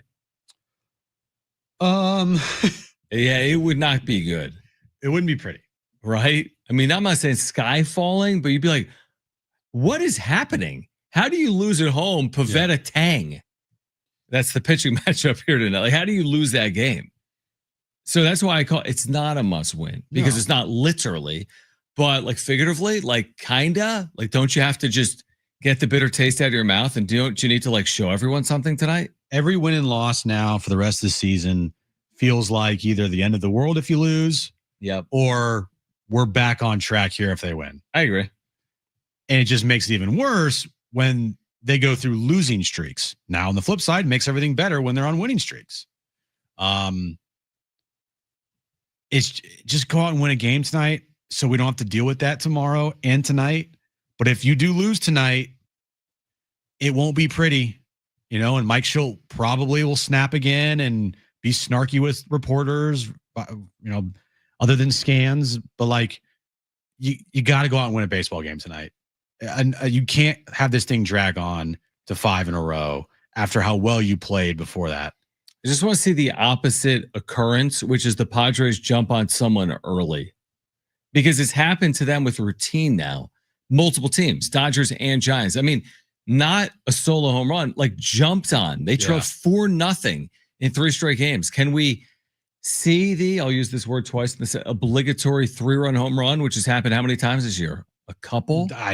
Hard to remember all the 3-run homers they've had. Like, again, I don't think we're asking that much. We haven't as much time as we spent on Tatis earlier. We really haven't spent that much time on Manny. And I said it yesterday. Watch out, because the Giants have won. They've been awful at home. They're one of the worst teams in baseball at home in the second half. But they've won their last 3 road series against the Braves, the Mets, and the Pirates. So, like, just watch out, guys. And a 2-2 here, I think would be not good. Losing 3 or 4 would be disaster. Awful. I don't think that's going to happen. Hope I'm, right on that. So like, don't slip up here. Win tonight. All right. Giants are done. Don't lose tonight to a team that's already planned their trips to Cancun in a month and a half. Yeah, exactly. Like, they'll be visiting San Diego, but just like with their families. Right. Like, they're not as players. Right now, the Giants, by the way, are 8 games behind the Padres and well out of a playoff spot in the National League. All right. On the other side, 5 years to the day since an infamous moment in baseball TV history. We'll explain on the other side. Plus, we'll get to the wrap coming up at 4:30. Also, later this hour, your chance to win a pair of tickets, actually a 4-pack of tickets, to see Nelly with Ja Rule. We'll give those away later this hour. And Annie Halpern, friend of the show, will swing by at 5 p.m. So don't go anywhere. An infamous baseball moment relived after this on John and Jim, San Diego Sports 760, live on the iHeartRadio app.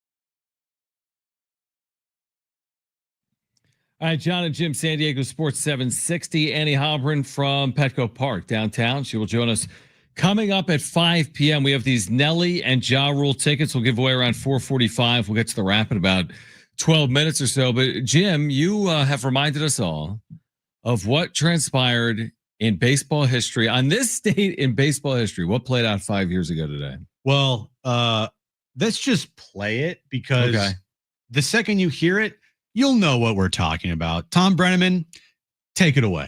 I pride myself and think of myself as a man of faith. As there's a drive in a deep left field by Castellanos, it will be a home run. And so that'll make it a 4-0 ball game. I don't know if I'm going to be putting on this headset again. I don't know if it's going to be for the Reds. I don't know if it's going to be for my bosses at Fox. I want to apologize. Now, so this was after he was caught using a slur on a homophobic slur. Yes. And he honestly wasn't very far off. He didn't get back on television for about 4 years. Last year he went back to the mic calling college football games for the CW, and he is back for a second year. There was a time he was calling NFL games on Fox.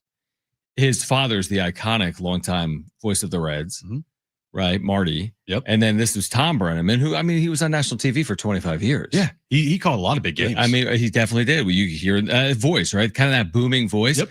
And that honestly was, well, not the beginning of the end. That was the end until he got this opportunity with the CW. It was the end of Tom Brenneman as you calling know him. Baseball games, but it was the beginning of the now infamous, kind of like the meme. Every time Nick Castellanos has hit a home run, something bad happens. Or like, watch out, because there's been so many instances over the last 5 years where Nick Castellanos would hit a home run or something bad would happen and Nick Castellanos would hit a home run that night. It was like clockwork where just watch out if Castellanos hits a home run because something bad's about to happen. Not just that, it was also the beginning of people just using it on like social media, like replying to things, and that'll make it like, and Castellanos, right, with the deep drive, and that'll make it a 4-0. I mean, you've seen that 1,000 times. Oh, it's so good over the years. The interesting backstory to that is that when Tom, I mean, this is basically my buddy who I worked with for like 15 years in the minor leagues. I used to work in the minor leagues. That's how he got the Reds job. John Sadak became the voice of the Reds because Tom Brenneman was fired. And John Sadak has been their voice ever since. So it's kind of funny. Life kind of comes at you quick. But yeah, I can't believe that was 5 years ago, truthfully. That was like 3 years ago. That was during the pandemic, right? Yeah, I mean, that must have the summer of 2020, is it? Yeah. So it was towards the end of that season. Because he was broadcasting in like a home studio and there were no fans. And this happened in Kansas City. So yeah, it was during the pandemic. Wow. So I thought it was either 2021 or 2020, but no, August of 2020. Yeah. 5 years ago, the first month of the 2020 2-month season. Is that your worst nightmare? Oh, it's completely my worst nightmare. Hot mic? I mean, that's the hot mic. I mean, I know I would never say something like that on or off mic because I know myself. But I also know that a hot mic is a worst fear for what we do. I agree. For what we do, it's like not anyone walking down the street isn't like, oh, I wonder if I'm on a hot mic. I mean, I was talking about like play-by-play. Yeah, I mean, there's two things, and the one that I'm about to say is way better than what happened with Tom Brenneman. The one is there's a ball popped up and fouled back to the screen. You're like, deep drive, there it goes, and you're like, it was fouled back. Did you hear that this year? I forget who the announcer was. It's for the Sacramento A's. Yeah. And he goes, high drive, it's a foul ball. And it's like way gone. It's like right center. But that's what I'm saying. Like, there's gonna be a pop-up in the infield and you pretend like it went 500 feet, but you just don't see it or you think you saw it. Yeah. So that's like a little bit of a worse fear for a baseball broadcaster, but way worse of a fear is losing your job for life because of something you did to yourself. Has there ever been a moment for you calling games? Yeah, where you said something on you said something over a headset that you thought was a hot mic, but it wasn't a hot mic? Or was there a moment when it was a hot mic and you said something, you're like, oh my gosh? The answer is definitely yes, because I've had many like paranoid moments in my career. I can't specifically point to one. But the truth, I mean, it's so easy to get caught saying something you shouldn't say. Yeah. Is like not something like that. I mean, what he did was egregious. Yeah. But I'll give you an example, and this has happened before, and you'll see like TMZ pop up with it. Like what'll happen is like it'll be like Michael Kay, the TV voice of the Yankees, and he'll be like talking to the truck, and someone in the truck will just be rolling on audio. Yeah. And Michael Kay will be like, "This 3-0 hitter is trash," and then someone will just grab it and they'll like send it to TMZ because it's like New York, and it's like now, oh, Michael Kay said A-Rod can't hit. Yeah. You know what I mean? You have a hot mic? No, not me personally. I can't remember ever having a hot mic situation. Which I don't see how that's possible because all you do is like have hot mic situations. Right. All I do is just curse like a sailor. But I don't remember having a hot mic. We've had a couple moments here on John and Jim. Like not our mics were hot, but our computers were hot. So it went over YouTube. Dude, there's a good example. But I do remember when I was forced to work with Dan Cilio at the other place. Man, that was iconic. Ugh. You two together. Well, it didn't end well. Let me just tell you that because you know me. I did not. You weren't putting up with it. I wasn't putting up with Dan Cilio. Okay. We had a reporter on for the Dallas Cowboys one morning. Okay. I think you've told me this, but let me hear it. And the interview was not good. We go to break. Dan's mic is hot. He goes, man, that guy was effing boring as hell. And this was over the air. Over the air.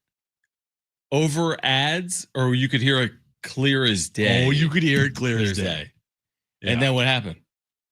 Well, I told at the time my program director, we didn't dump it because we didn't know it went over the air because we didn't know the mic was hot. About 2 minutes later, someone comes in and is like, you guys, that went over the air. And it was too late because you can't dump something two minutes after. Later. And let's just say it didn't end well. Let's just say it didn't end well for me or Dan because I wasn't having it with Dan. And it just turned into a giant fight between me and him. Well, surprise, on line 3 right now, we welcome to the show. Sure, come on the station. Dan Cilio. I'm kidding. But that was the moment where I'm like, are you kidding me right now? I mean, in this, honestly, there's almost an inevitability to something happening, but you just want to make sure it's nothing awful. There was a funny moment when you weren't here. Okay. And because Manny McNuggets is reminding me of it. And I remember this moment. You weren't here. I was sitting over in your seat. And during a break, I think I had the mic, I think, was on. And I wasn't saying anything, but I was burping a lot. And you were just burping. I was just burping into the mic. And over our commercial breaks on the radio or on YouTube, our stream, you don't hear the ads. You don't hear the ads. All you hear is our microphones. So all you could hear during the commercial was just me burping into our YouTube stream. That is hilarious. Thank goodness I didn't say anything. And I was alone that day, so that's why I didn't say anything. But I remember that I was just burping into a hot mic on the YouTube stream for like 5 minutes. Do you sit here when I'm not here? Sometimes. I don't like switching it up. Well, because I like to look at Brent. Yeah, it's a little hard if I'm like looking, because I'm looking at you when you're here. Yeah, you are. So I don't know. All right, we're gonna get to the wrap. It is weird when he sits there. I'll admit it. Yeah. When I sit here or there. When you sit John's seat, it's weird to see. Yeah, it's weird, right? A little weird. All right, we're gonna get to the wrap on the other side, and we're also gonna give away these tickets to see Nelly and Ja Rule later this hour. And Annie Halpern from the UT is gonna join us coming up at 5 p.m. on John and Jim. Turn the mics off. That's off.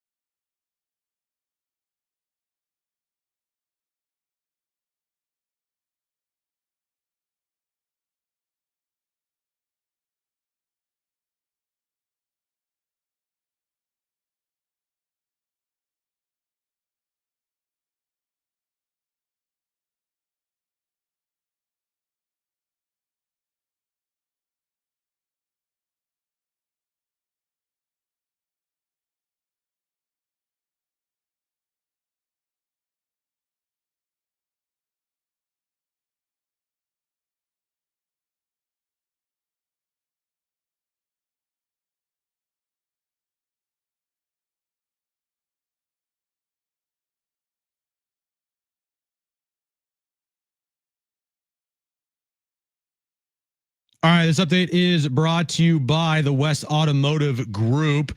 Padres and Giants, game 2 of their 4-game series tonight at Petco Park. 6:40 first pitch. Nick Pivetta on the mound for the Padres. And NFL news of the day, Colts have named Daniel Jones as their starting quarterback for the upcoming season. Sorry, Colts fans.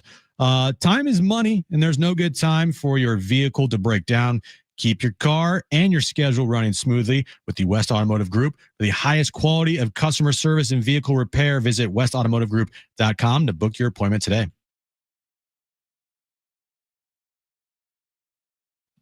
All right, John and Jim, San Diego Sports 760. We've got those Nelly and Ja Rule tickets to give away. What's your favorite Nelly song?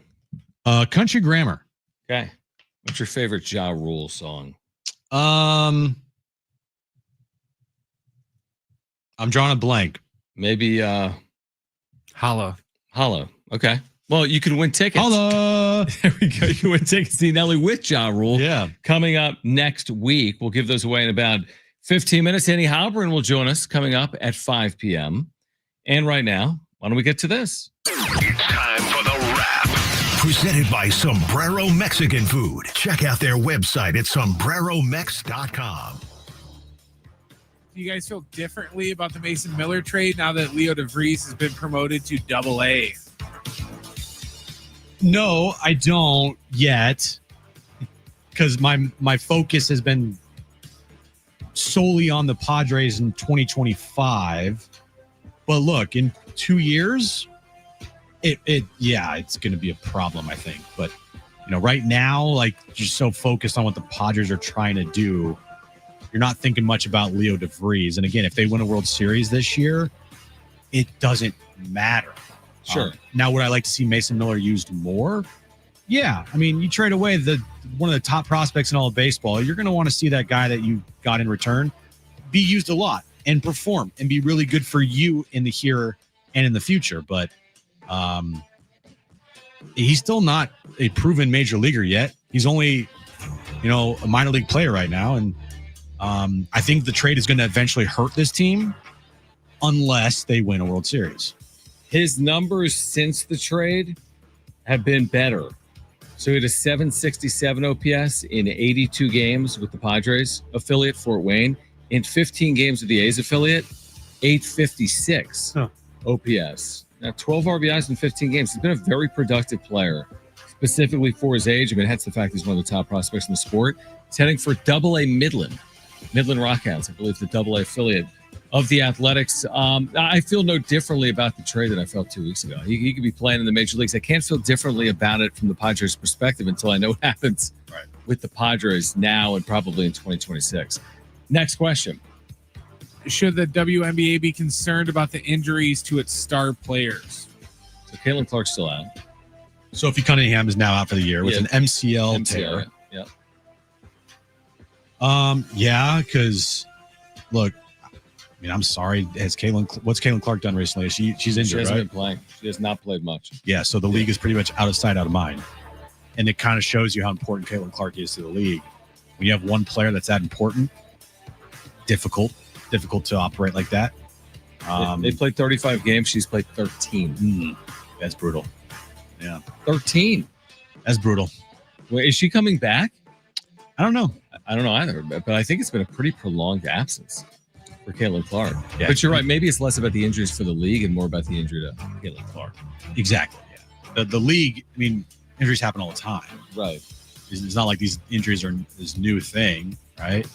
But it's about who gets the injuries is what matters. Like if in an NBA season you had LeBron, Steph, Luka all go down with injuries and they're all out, like it's going to water down your product because those teams are going to be on national stages a lot.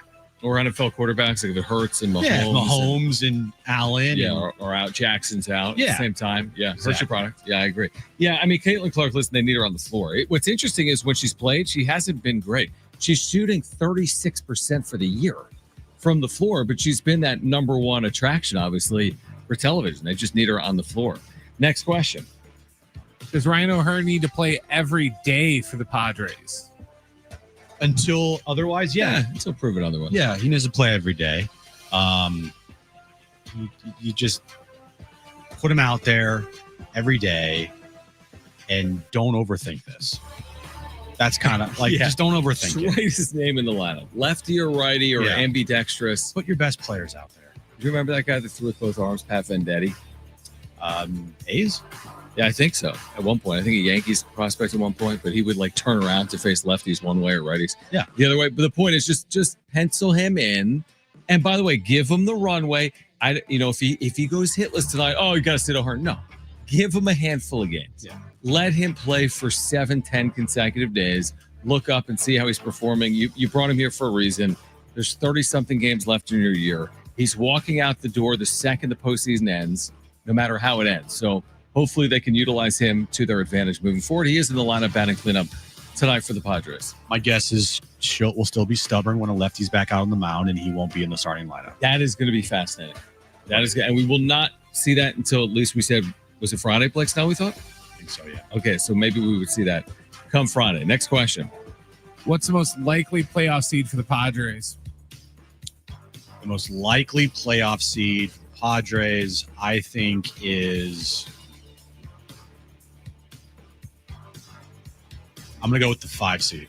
It's probably the seed they hold right now, right? Yeah. They're a couple games back of the Cubs. They're 2 games back, really 3 back of the Dodgers. You know, if you happen to take over the Dodgers here in the National League West, I don't know. You need to play some good baseball, so you might get a 2 seed, but I don't know, man. I know they're going to make it. I feel pretty confident about that. If they're not going to win the division, they got to get a home field. They got to get a home field advantage in the wild card round, because playing on the road, man, that's not going to feel very good. Like, your confidence level is not going to be very high. I agree. If you're watching this team. Now, remember we said earlier that the Cubs are 2 games better. That's based on a result today. They beat the Brewers in game 1 of a doubleheader, correct? Who owns the tiebreaker between the Cubs and the Padres? They took 2 out of 3 in Chicago, did they not? What happened here? Let me double check Look that up. quick. Didn't they take 2 out of 3, or was it a 4-game series? All right, so earlier this year against the Cubs, they lost 2 of 3 in Chicago. And what happened here? And then they won 2 of 3 against Chicago here. So that's 3-3. 3-3, then they have to go Is it then the intra-division game? Yeah, I don't know what the intra-division record is. That's interesting, though. My head. You're right, because the teams are close in the standings. It could come down to something like a tiebreaker. Mm-hmm. But what's interesting is, like, I'm thinking about all these things now. Like, when the Brewers play the Cubs, go Brewers. Because you have a much better chance of catching a team like Chicago than you do Milwaukee. Right. But the Cubs won game 1 today, and they are 2 games clear right now of the Padres. And yeah, go Milwaukee against the Cubs in that scenario. In this scenario, because you get the 4 seed. Like, you'll worry about the Brewers if you make the NLCS, because you NLDS, excuse me. So and again, everyone would sign up for the NLDS right now. Absolutely, and you're gonna have to play good teams. Because it's like, why did we get the Brewers? Then if you don't get the Brewers, why did we get the Dodgers? I mean, the teams are good. Yep. It's the postseason. Now, can you catch breaks? I thought they caught them. The Atlanta series last year worked out well. Atlanta was dealing with injuries. They had played remember they played the doubleheader like the day before because of rain? They did, and Chris Sale was hurt. I mean, they're pitching some random rookie in game 2. Silver platter. Or game 1, excuse me. Right? It doesn't always, I think it was game 1. Because Fried pitched game 2. And they really made him work. And obviously Michael King was so good. But the point is, it doesn't always work like that. And you sign up for it if you have to play the Cubs, followed by the Dodgers, followed by the Brewers, or whatever the order is. All on the road to start. It's just how it works. It's the postseason. Most likely, unless the 6 seed takes down the 3 seed. And that's why last weekend was important. And that's why right now is important. And that's why next weekend is important, because you're right. I mean, the difference between winning this division, which is now a hurdle, as opposed to not winning this division, you're set up for more success. Getting home games, potentially getting a bye. There's no question about it. You are set up for more success. But if they have to go the hard route, they go the hard route. And hopefully they can take advantage of the hard route. Well, as you know, John, nothing easy here in San Diego. And No, when it is perceived to be easy, said team ends up choking or falling flat on their face. That's just what happens. That's how it works. How it works. Like, oh man, this team's the best team ever, and they lost. Yeah, I'm just looking in terms of most likely seed as well. I mean, the 6 seed still. I mean, they're 2.5 games clear. It's not it's not outside the possibility. Right. If we're going to say that the division's still in play, they're 2 back of the Dodgers, then you have to say the 6 seeds in play, only being 2.5 up on the Mets. Because it's the same thing you're saying. It's only a half game. Right. By the way, the Mets and the Nationals are playing right now. It's 5-0 New York. Okay. Right now. So that could just be 2 games by the time the Padres play tonight. I'm circling this as you have to win this game. Yeah. From a psyche, mentality, Nick Pivetta against some random pitcher, you just have to find a way if you're the Padres to win this game tonight, and then we'll worry about tomorrow. All right. Who wants, this is a great giveaway, a free 4-pack of tickets to see Nelly with Ja Rule right here in San Diego on August 27th at the North Island Credit Union Amphitheater. If you want those 4 tickets, you need to call right now. Here's the number. 877-767-4760. Call right now if you want that free 4-pack of tickets. The first 2 callers will be contestants for trivia. And again, the number to call is 877-767-4760. I'm guessing a 4-pack of tickets is valued at a few $100s. And this will be next week at the North Island Credit Union Amphitheater. Down, baby. No, baby. My wife would ready to go. Shimmy, shimmy, go, pop. Listen to me now.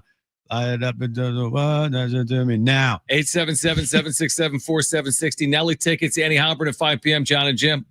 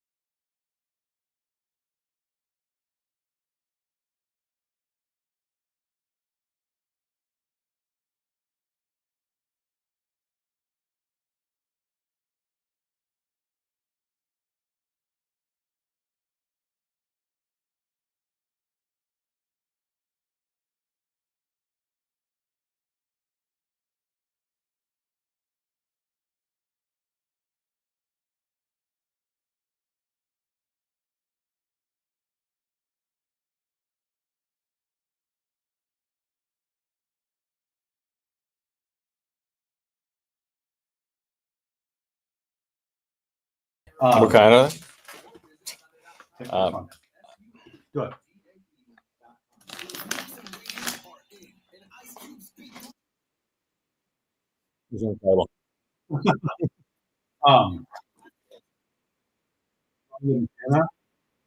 Plugged. Yeah. I was wondering that, but I thought, did you plug it in? I just turned the button. It turned on.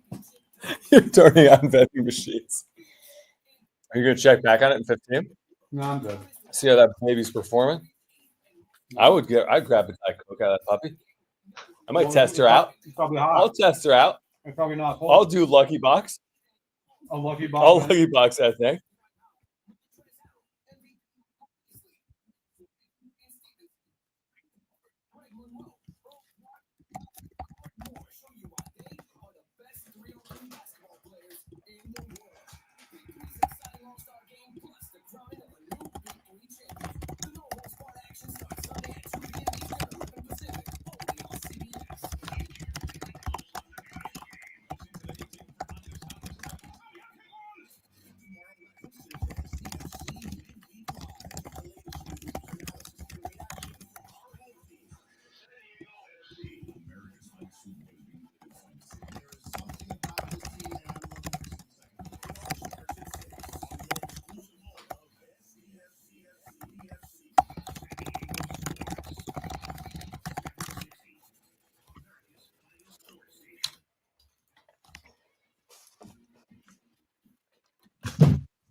All right, John and Jim, San Diego Sports 760. From Petco Park, where the Padres look to snap a 4. Join us. She will join us coming up at 5 p.m. Right, Annie? What's your big question for Annie today? My big question? Yeah. Like, if you could only ask Annie one thing, would you go to interference? Would you go to Toddy? Would you go to rotation? Would you go to O'Hearn? Yes. Yeah, I agree. All of those things Yes. with Annie? Yes. Coming up at 5 p.m.? Yes. Okay. Yes. I agree. So Annie at 5. If you missed Tim Haggerty, by the way, voice of the Padres AAA team, you'll hear that conversation coming up at 5:30. But right now, let's get to this.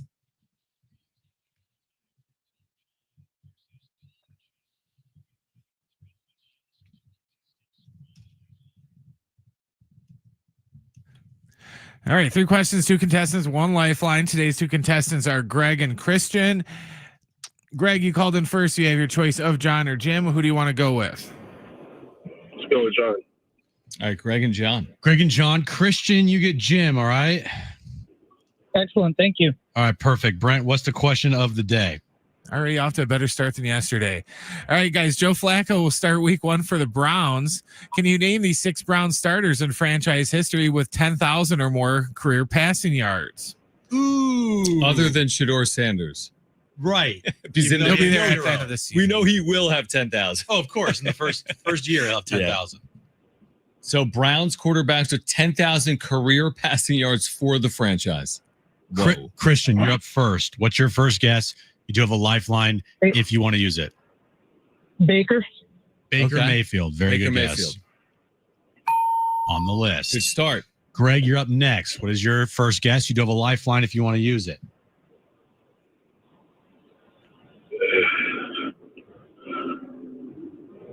Johnny Manziel.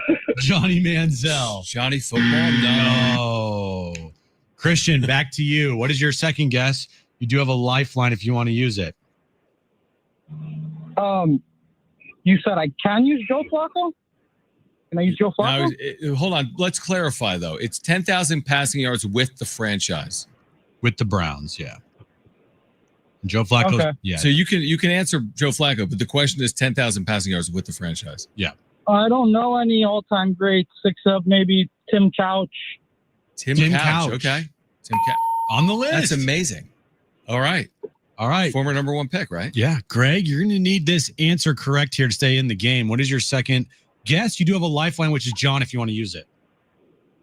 All right, John, let's use it. I mean, Lifeline. isn't the best quarterback Bernie Kosar? Bernie Kosar. Do you take it? Let's take it. Yeah, I mean, that's at least their successful era was with Bernie. Right. He's third. He's only third. Okay. Third. All right. Christian, what is your final guess to walk off here? You do have a lifeline if you want to use it. What do you got? I'd like to use my lifeline with Jim. Okay.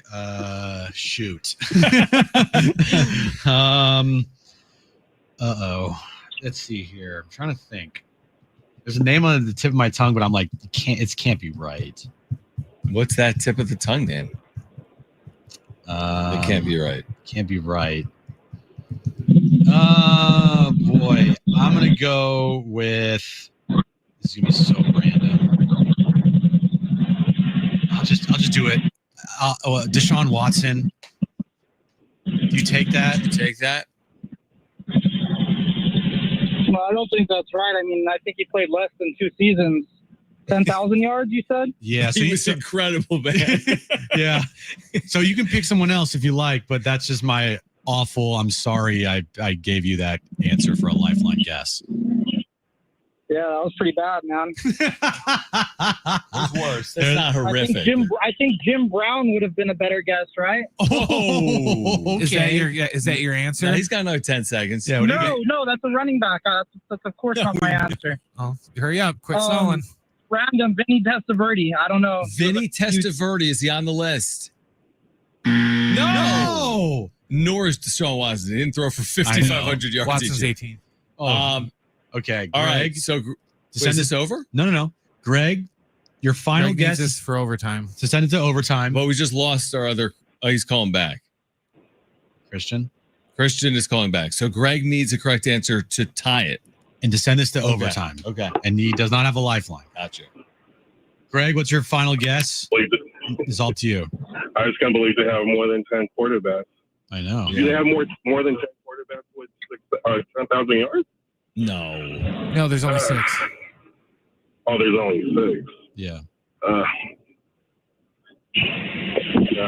don't know, Brown, Colt McCoy. That's who I remember. Is that your answer? No, with it is 14th. over. Wow. Okay. So Christian is the winner. There's an amazing name nobody said. It's a local name, and you're going way back. He played at San Diego State. Brian Sipe. Is he the leading passer in the history of the franchise? He is. Yeah. And I'm glad you said it because I had no idea how to say his last name. Who's an amazing name, but you're going back 40 years. Are you serious? Yes, I'm dead 74 serious. to 83. Yeah. Is He threw for over 23,000 yards. 154 touchdowns. the other random name that had Yeah. said my tongue was for some reason Jeff Garcia. No way, right? Who's on? Okay, so Who's on the list? Who's on the list? We're only missing one person. This is difficult. Yeah, it is difficult. All right. The guy you said, Brian Sipe, he's number 1. I'll skip number 2 and do him last because that's what we're missing. Okay. 3 was Bernie Kosar. 4 was Baker. Oh, we missed 2. 5 was Frank Ryan. He played during the 60s. And then 6 was Tim Couch. But number 2, Otto Graham. Otto Graham was like iconic. Yep. I mean, No, he we have gets to go back mentioned all the a time. little ways. To get Only those the guess. 40s, but yeah. Well, both Sipe and Otto Graham, you're going back. It's not exactly been a quarterback haven. Vinny was 10th, by the way. No, it's not. Right. Where's Deshaun Watson on that list? I said 18th. Oh, I didn't hear you. I heard you say Vinny was 10th. All right. Well, congratulations to Christian. You have won a 4-pack of tickets to see. Called me out. Nelly He's like, with- you suck, Yeah, he's Jim. like, that's a terrible answer, man. You've won a 4-pack of tickets to see Nelly with Ja Rule August 27th, North Island Credit Union Amphitheater. Tickets and info, Ticketmaster.com. Johnny Football is 32nd, by the way. Someone threw him out there. How many yards did he throw for? 100?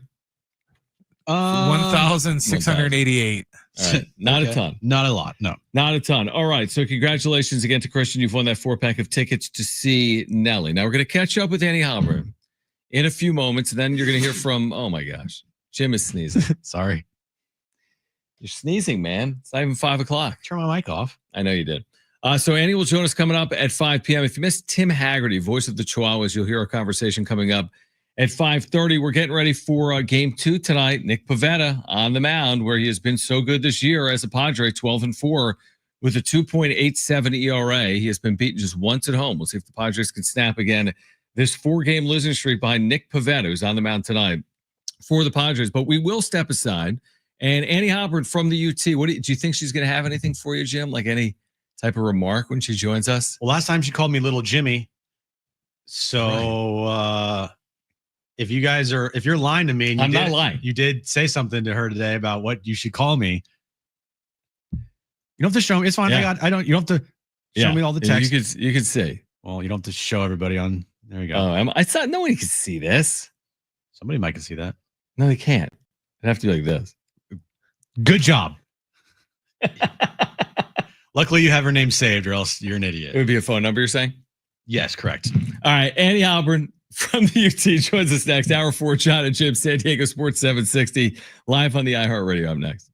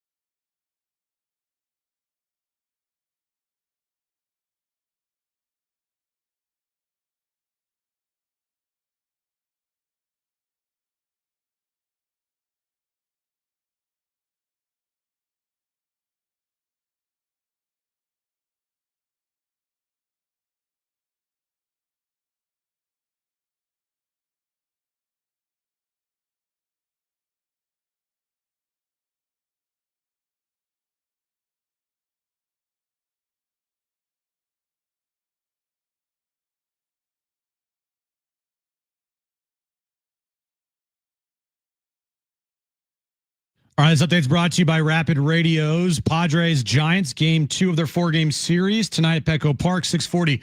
First pitch, Nick Pivetta on the mound to start for the Pods, trying to end their 4-game losing streak. In NFL news of the day, the Colts, they have announced and named a starter for their season at quarterback. It will be Daniel Jones.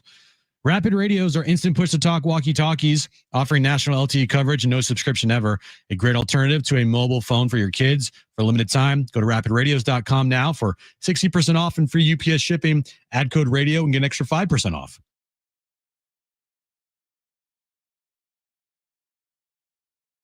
It's John and Jim to warm up that drive home.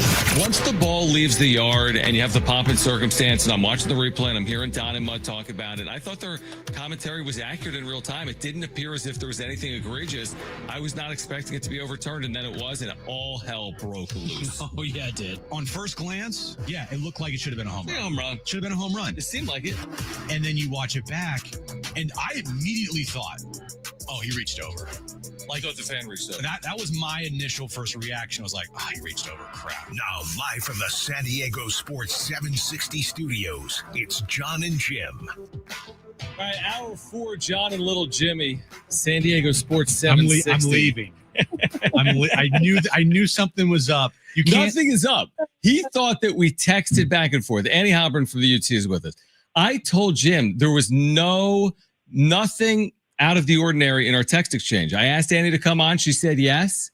That was it. There's nothing about Jim, nothing about Little Jimmy, which of course is infamous from our last conversation. And by infamous, I mean, I thought it was great. So anyway, Annie Halpern's back with us right now on the UT. Did I go too far there, right there, Annie, in calling Jim Little Jimmy, or no? No. So here's the thing. I was like, am I going to bring this up or am I not? And then I thought, well, you know what? I'm not going to bring it up because we've already had our fun. And, I don't want to hurt Jim's feelings. And our text exchange was very, very normal today, very vanilla, right, John. So I thought, you know what? I'm just going to let everything kind of ride, be very professional in this interview. And yet here we are. And so now let's just go. John and Little Jimmy, right? I mean, here we are. We're back. It took less than 1 second. It took 30 seconds. I find it funny because Jim gets, I know he's kidding. He's not really offended by it.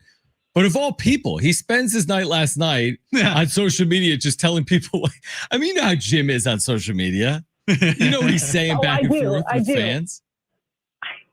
And we call him Little Jimmy, and come on, man. He's kidding. I'm okay. He's okay. I'm not butthurt by that at all. It's fine. Okay, here's where I want to start, Annie. Other than with Jim. Obviously, it's never easy. Everything was going right. Padres have now lost, 4 consecutive games. When you think about their biggest concern right now, what is it? Is it their health? Is it their rotation? Is it their offense? Is it their lineup construction? Where do you start with the issues that are playing out right now? That is a very good question. I would say that there are definite concerns about the starting rotation, right? I mean, how is that health going to hold up? Is Michael King going to be able to come back? Is he going to be able to stay on the team without injury for the rest of the season? Yu Darvish, there are questions there of how this team is going to hold up with their starting pitching. But assuming that they're able to patch it together and use their super pen now to help them out a little bit with that, I think it's just staying the course. They got used to the second half ride that they had last year with Shilts, and we've, of course, all heard about second half Shilts and what he's like, but, it's baseball. You just never know if that's all going to turn out the same way every single year. And so I think just keeping your eyes, keeping the main thing. It's a Schilt-led team, so I would imagine that that's drilled into them every single day because that's what he's about. But I think it's really just kind of keeping the course and understanding that, there's still a little bit of a ways to go, but if you're try to play until deep into October, you got to kind of keep that focus and keep that consistency a little better than they're at right now. I think so many teams are going through it that are playoff bound or that seem to be playoff bound where they're not having the best stretches here and there. And so for the Padres, it's just going to be as important as possible for them to just get back on track as quickly as possible when they do hit one of those stretches. I feel like Mike Shildt at times can get stubborn in his ways, that he just is going to do the same thing over and over and over again until he's maybe forced or circumstances force him to maybe change a lineup in particular here. With Ryan O'Hearn, I thought it was very poetic justice last night that he hits that 2-run homer off of Robbie Ray. Now, I think it was also circumstance is why he was in the game, because Jake Cronenworth left the game due to injury. But going forward now, Annie, do you think that Ryan O'Hearn's done enough here to force his way in the starting lineup every day? Or do you think Schilt is going to continue to do what he's been doing since the trade deadline, which is when a lefty's on the mound, you're not going to see Ryan O'Hearn? It's a good question, and I don't think any of us really know the answer. Ryan O'Hearn, I think, as you talked about yesterday, he's used to playing intermittently. He has played off the bench for much of his career. At the same time, he is a rental. I'm sure you guys have talked about him. Maybe you don't get him after this year. You brought him over here for a reason. You brought him over here for that pop. So I think trying to understand where he fits better, letting him have time at certain times in the season, I think is important for them to understand what they have in him. At the same time, you got to be careful, because I think sometimes when you talk about Ryan O'Hearn, it's like assuming he's going to go 3 for 4 every day with a homer every other day, and it's like no one really knows that yet, right? And so it's fair to wonder if that could be him, or you guys know I'm exaggerating a little there, but when you start messing too much with some of the other parts of the lineup, if Ryan O'Hearn doesn't, I guess, turn out to be what everyone hopes he is, and then you're trying to roll into the end of September, into October, and suddenly, because they all have egos, right? They all have egos. They all have playing rhythms where they feel their best, or routines where they feel their best, or and I think that they all are team oriented, but that's just how they are. Like everybody has preferences, shall we say, right? You got to kind of be careful that you don't mess up what could be staying the course and could be a good thing for you come end of September into October. But it is perplexing. I mean, he obviously has to fit somewhere, and you've got to figure out how to use him and use Gavin Sheets in a way that is the most beneficial to the team. And I think seeing what Ryan O'Hearn's been able to do makes you curious about what he could do if he was in the lineup more. So I don't know what he's going to do. I think if I'm guessing, he's going to keep the lineup mostly as it is and not change much, and continue to just try to maybe use these guys on certain occasions, But I'm not sure that I see Ryan O'Hearn in the starting lineup just based on what we know about Mike Schilt. And, backing up that point of like maybe not knowing where to fully utilize him the best, do you find that the new moves that, AJ Preller made the deadline, Mike Schultz still trying to figure out this new look roster here? Because a lot of times in the last 2 weeks here, it feels like the moves that he's been making, like Mason Miller, playing Ryan O'Hearn, like he's still trying to figure out how to use this new look roster of his. Yeah, I think that whenever you get new players in, I think there is this little period where you're trying to get guys work, and he is big on that too. Like, you don't want anyone to sit for too long. If you're planning at least to use them somewhat in October, assuming they make it there, because then you're kind of putting a player out of his rhythm, or not quite keeping him fresh enough where you feel like there's the comfort there that you would hope. But yeah, I do think that you got a bunch of new toys. So where do these toys fit? How much can you chalk up to first week jitters? How much can you chalk up to a guy acclimating, learning someone, facing a new league? That's also a thing for some of them, right? Like if you're in a new league, or you're facing new pitchers that you haven't seen for a lot of your time, or your career, which now, most of these guys have faced each other or have an idea of who everyone is because of all the video and all the technology. But still, I think that there's a lot of kind of those different factors, and he is a big one of those guys. Mike will kind of factor in a lot of different things that are going on. Yesterday, I think a big part of why Ryan O'Hearn wasn't in the starting lineup was the defense. He favored.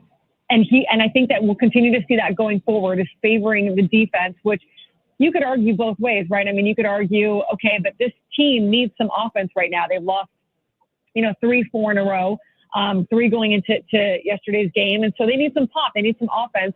So where's that going to come from? Because you've got some slumps going on in that lineup too, which makes it difficult.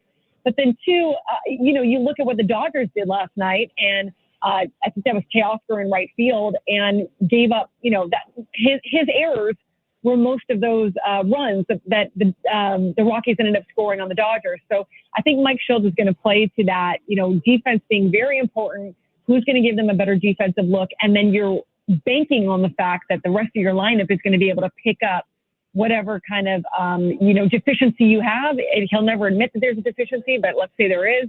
And then you get guys in off the bench. But it is like you do. I mean, look, you have all these new toys and you have two guys on the bench that are very good. You've got Gavin Sheets and you've got, Ryan O'Hearn, and it's like, how are you using them, right? Like these are guys that on another lineup and another team, they probably would be starting most days. Yeah, it's well said. Andy Halburn from the UT with us right now on John and Jim. Going back to the Dodgers, but recognizing this Giants series is important like they all are. And of course, the Dodgers are coming here this weekend. In your opinion, how much of what's playing out between the Padres and the Dodgers has now become like a little bit of a mental game or hurdle for San Diego? Obviously, we know what played out last October. Since then, just 2-8 against the Dodgers. Is it becoming something they need to overcome between the ears right now? I think it's part of it. I do. I mean, something's kind of maybe gotten a little bit almost. Maybe even it's that they put too much pressure on it. You know what I mean? They.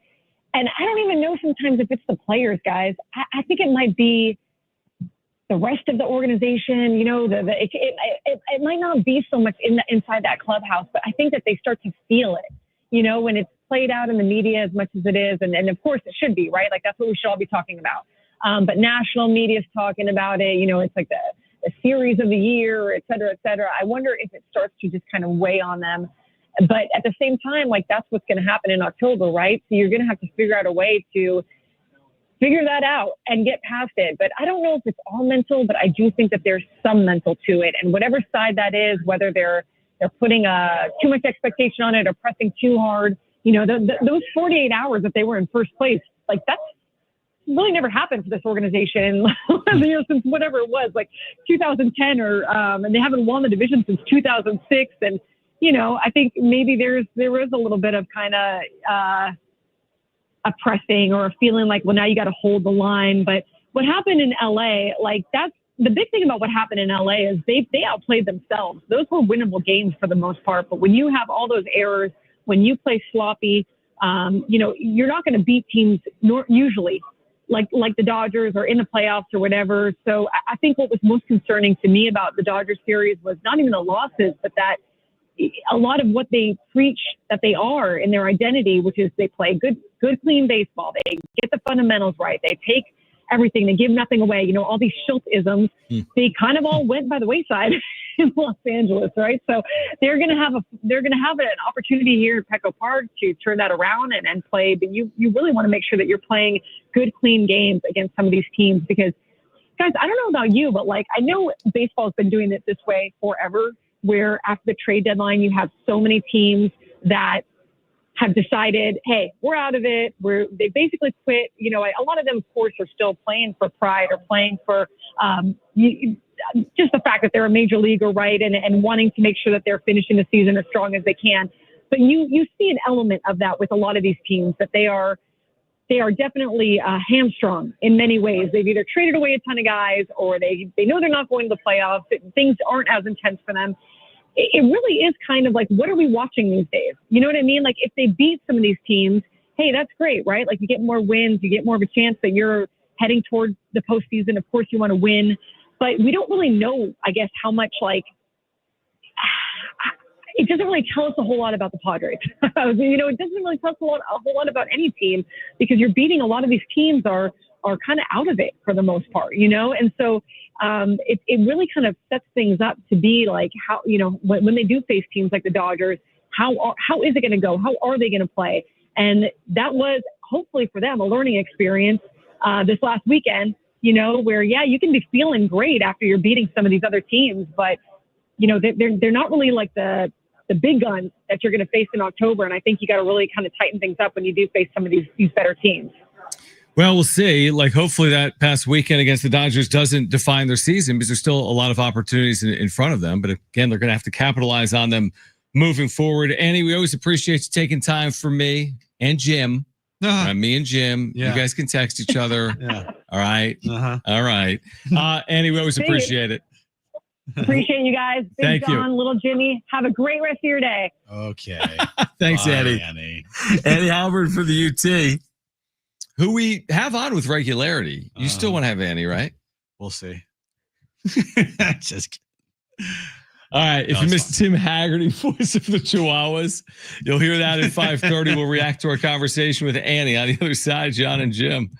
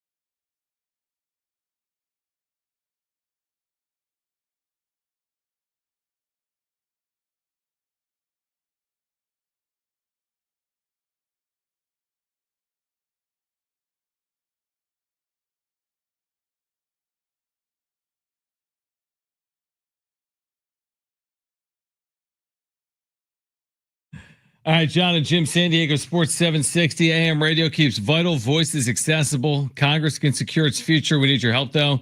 Text AM to 52886 now to support keeping AM radio in cars.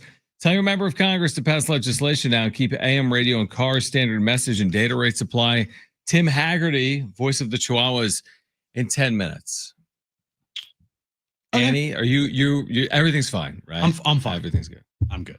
Okay.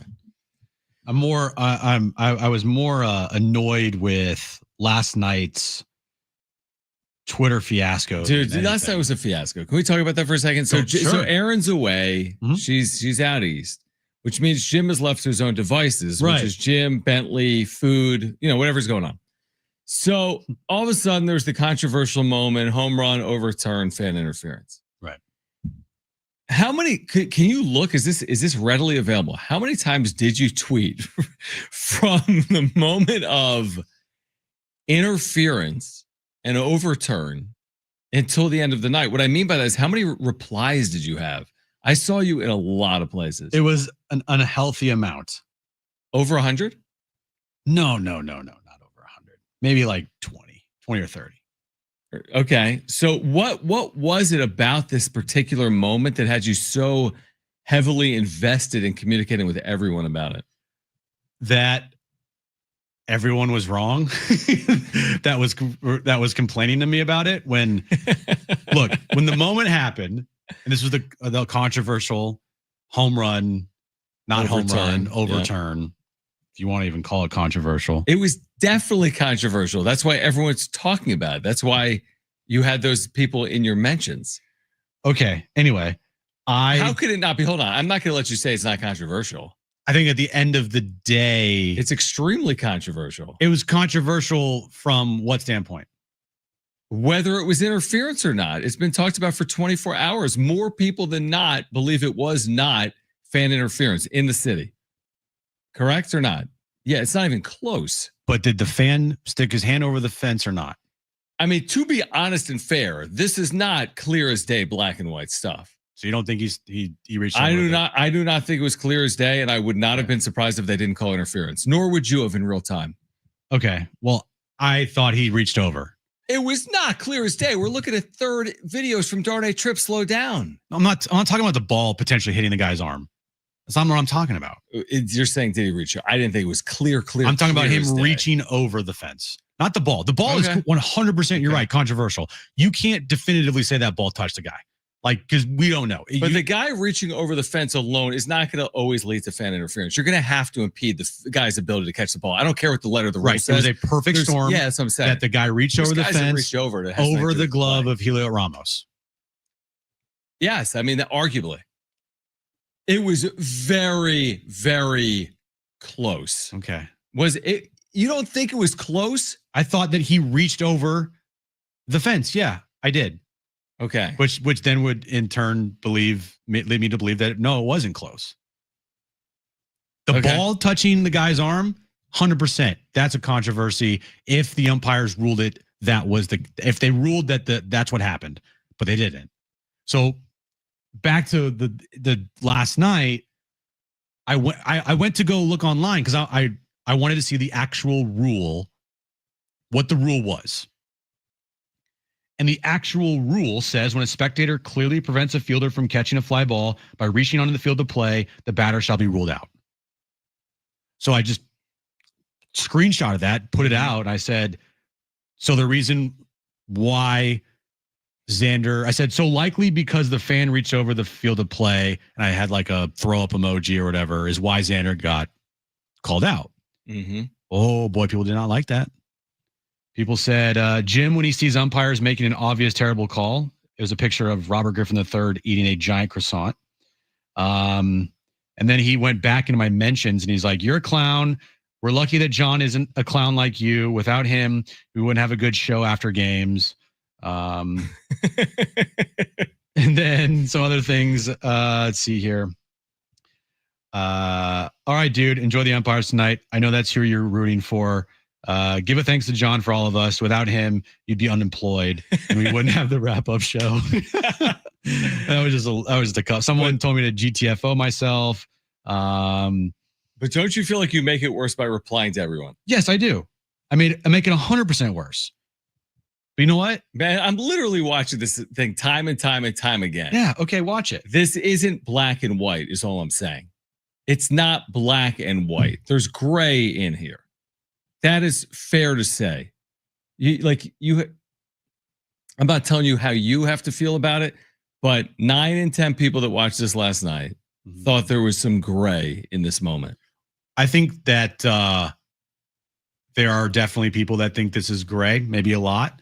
And there's other people like myself and Don and Mud and Tom Verducci on MLB Network that are like, this is the rule. You can't reach over and you can't reach over when an outfielder is trying to catch a fly ball. Maybe I agree with what you're saying. With the benefit of knowing the entirety of the rule, with watching the replay time and time and time again, which is probably what the umpires were doing in New York. Which is probably obviously because they took 2 minutes and 40 seconds. Yeah, the replay officials know the rules better than I do, certainly, and most people watching the game. But that's what I'm just saying. What makes it maybe controversial or surprising is this so rarely comes into play, where it is one thing to recognize if someone touches someone's glove, okay. But the fact that someone reached over a wall and that prevented someone from making a catch, it doesn't happen very often. And it wasn't so clear and obvious that, and just watching it out in real time, I didn't think it was clear and obvious. I was actually very surprised, 100%. I was very surprised it was overturned. Once I saw the rule and once I watched it back, I understood it. And I respect the replay official. And I think the Padres need to overcome it. But I still think it's controversial. I would, if I were fans out there, I would have had my anger at the fan reaching over. That's where my anger would have lied. But it didn't. And apparently a lot of people thought that the umpires were rigging the game against the Padres. So that's exactly what happened. Yeah, it did. Game was rigged. 100%. We're going to find all. We're going to find. I can't wait to see the emails. It's 100%. All right, Tim Haggerty. We don't talk to Tim about that, but Tim Haggerty, voice of the Chihuahuas, on the other side on guys like J.P. Sears and Will Wagner, who was acquired at the deadline, and Luis Campisano. He's the voice of the AAA affiliate of the Padres. He will join us next. John and Jim, San Diego Sports 760, live on the iHeartRadio app.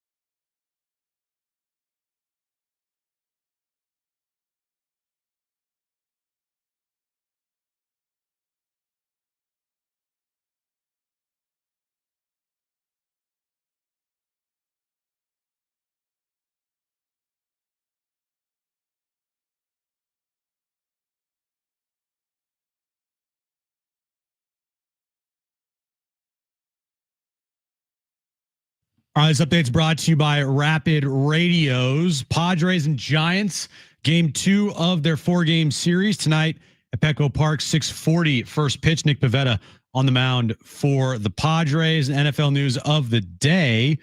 The Colts have named Daniel Jones their starting quarterback for the upcoming football season. Rapid Radios are instant push-to-talk walkie-talkies offering national LTE coverage and no subscription ever. Perfect for instant contact with an aging parent. For a limited time, go to rapidradios.com and you'll get an extra 60% off and free UPS shipping. Add code radio and get an extra 5% off.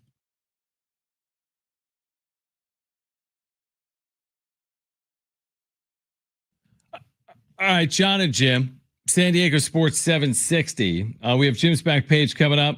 If you missed it earlier, Tim Haggerty is the voice of the AAA affiliate of the Padres, the El Paso Chihuahuas. And we start our conversation asking for his reaction to the flurry of moves made by A.J. Preller at the deadline. Well, Unrock visiting the Rangers AAA team in the Austin area. And a couple of days before the deadline, there was a scout from another major league team in the press box, and he said to me, "Do you think the Padres will be active at the deadline?" And I was polite externally, but in my head, I was like, "Of course, of course." That have you been paying attention? So it was a very interesting deadline. Brandon Lockridge was the Chihuahuas' scheduled center fielder that night, and an hour before the game, Central Time, got scratched. He got traded to Milwaukee. That was 2 deadlines in a row that he got traded minutes before the deadline. That's how the Padres got him from the Yankees the year before. And Eduardo Nunez, so I know wasn't a big headliner in the Mason Miller trade, but he was outstanding in AAA. He had not allowed a run for the Chihuahuas in 11 games. So that was really a big name that left the Chihuahuas roster. And it was a really interesting deadline also because those 2 guys, and then 2 pitchers that had been bouncing up and down between the Padres and starting games for El Paso, Ryan Berger and Stephen Kolek, both got traded to Kansas City. So, of course, it was so exciting for the Padres and what they did. On the Chihuahua side that day, I kind of felt like, well, El Paso's roster isn't as strong. It shows what I know because since then, El Paso is 12-3. And I think what's happening, even though some key players were traded, is that the Padres are so solid in so many different areas that there are some players with the Chihuahuas, Sean Reynolds, Kyle Hart, as 2 examples. I think those guys probably would be major league pitchers for half of the major league teams, but there just isn't room right now. Yeah, the Padres have a pretty full bullpen as it is. So those players, down helping El Paso. When is jersey retirement night for Luis Campusano? It was something. He had 4 home runs in a 2-game span at Reno. He now has hit 52 home runs in a Chihuahuas uniform, which passes former Padres Cody Decker and Eggy Rosario on the all-time list. He's hit more Chihuahuas homers than anybody. And it's interesting. I've had this thought just the past couple of days, just watching him. For example, there was this lopsided game in Reno, and Reno brought in a position player to pitch. And Luis did something we've seen a few major league hitters do, Anthony Rendon, Javi Baez, and that they stand up and they go up there and bat left-handed. Since it's a position player pitching, okay, I'm going to be at a disadvantage. And as you know, Luis is a right-handed hitter. And he goes up there and hits this bloop single left-handed against a 60-mile-an-hour pitch from a position player. And he turned to the dugout and he was just cracking up.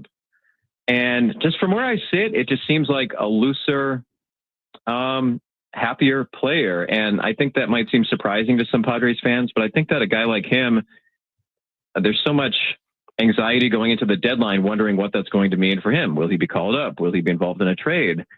And this is just an amateur psychologist from here. But I wonder if there was a little bit of a relaxation. Okay, now he knows his status. He knows he's here with the Chihuahuas. They acquired a catcher from Kansas City. He knows it'll probably take an injury for him to go up there and catch in the majors. And there's no more unknown. Just my theory. It's interesting. Tim Haggerty, voice of the Chihuahuas, with us right now on John and Jim. I mean, from my seat, I almost guaranteed it, Tim. I'm like, I don't need to know anything. I was so certain Campy would be traded in the 11th hour because it felt like he had done everything he could and he hadn't had the opportunity to fully break through. So from your seat, I know it's harder because you're the play-by-play voice, but was there a level or an element of surprise that he did stick around? And now on the opposite side of that, like come September 1st, when rosters expand, I think from 26 to 28, could he be a position player that gets that opportunity? He's had this amazing year, And he has that positional flexibility with catching. Could he be that next position player up come September 1st? So just because there aren't major league catching innings for him right now in San Diego doesn't mean he's still not valuable to them, because he's here as insurance. If there's an injury, he's hitting so well. And I know he hasn't hit great with the Padres this year, but he could play first base. He could be a DH. He could be a pinch hitter. As you mentioned, rosters expand. Maybe he's somebody that gets selected there.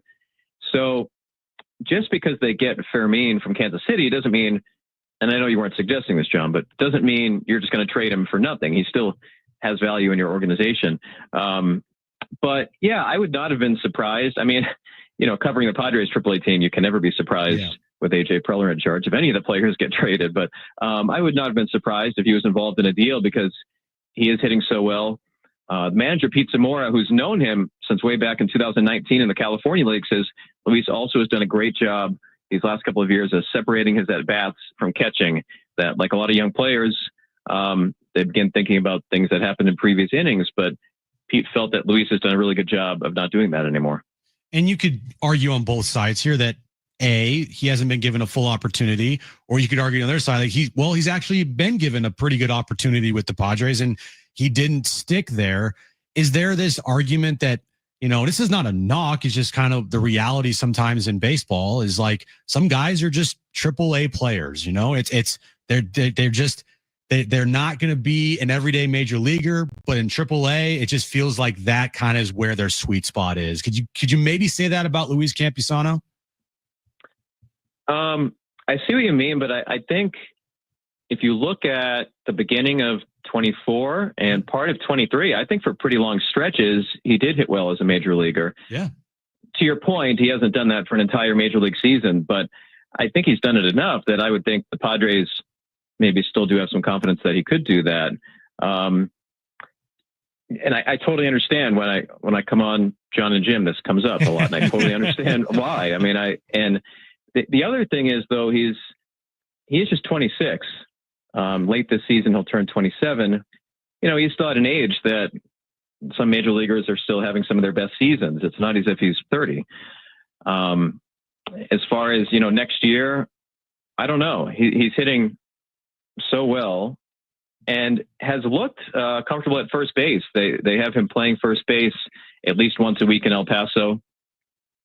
To me this year, it probably would take an injury or something for him to get back up there and get regular at bats. But again, I think at age 26, maybe there's still some reason for future optimism. Tim Haggerty is the voice of the Chihuahuas. He's with us right now on John and Jim. Tell us about Will Wagner, who was acquired at the deadline. He's been in AAA, and just looking at the numbers, he has really hit. He's hit 352 in 12 games. What have you seen from Will Wagner, who might also be one of these guys when rosters expand that gives them some of that flexibility as well? Yeah, and talking about how the deadline affected the Chihuahuas, that was one addition they had. And I know you remember this, John, from covering games. Sometimes you see a guy for a series or two, and he might not stand out to you. And Will Wagner faced the Chihuahuas when he was with Houston's AAA team, but he has shown up here and been a force. 407 on base percentage. He's walking a lot. He's hitting the ball hard. And I think quietly, this was a really good pickup for the Padres. I mean, this is a guy who was good enough to be in the major leagues for months this year for maybe the best team in the American League, Toronto. So I think quietly he's somebody that really could help. He has played second base. He's played third base. Really likable, hardworking guy. For the fans that don't know his background, he's Billy Wagner's son.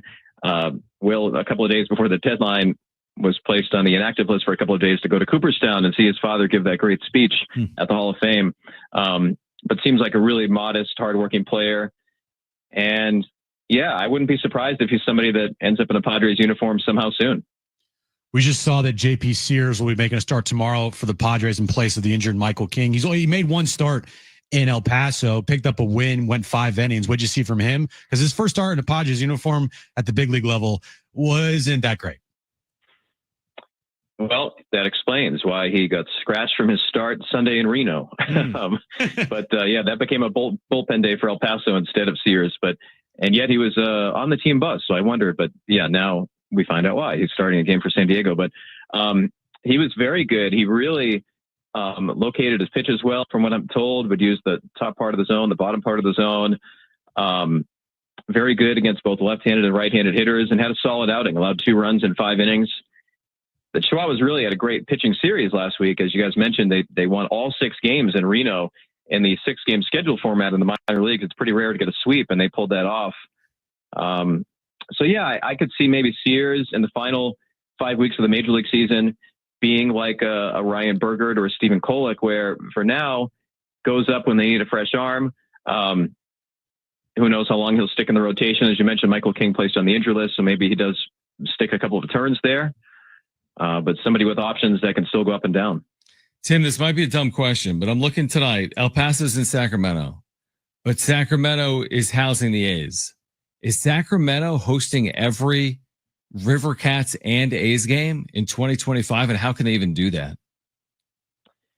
It's a good question. And the plan was entering the season that, yes, every single one would be here. They told me the number at the beginning of the season. It was crazy. Let's see, there's, obviously 81 major league home games, and there's 75. So 156 games and something like 160 days or something. Right. But my understanding is Major League Baseball and the Players Union had some questions about the playing surface, which, by the way, they've done a great job. I'm looking at the field right now, and it looks clean and flat and just as you'd want it. But Sacramento played 1 AAA home series on the road up in Tacoma. Sacramento had a 3-week road trip to give this field 1 week of maintenance and rest. But other than that, they are hosting every single game. And that's the plan the next 2 years as well. So it's so funny. I'm looking here in the press box, and they have this master schedule. And the El Paso Chihuahuas are playing here this week. And next week, the Detroit Tigers are. I mean, it's crazy. Wow. Life, hey, listen, to AAA in the major leagues, right? It's only a plane ride or a phone call away. Tim, always appreciate it, man. Continued successes down the back stretch here with the Chihuahuas, who are playing good baseball. We appreciate you hopping on, and we'll do it again soon, all right? All right, Tim Haggerty, and on the other side, Jim's back page coming up next.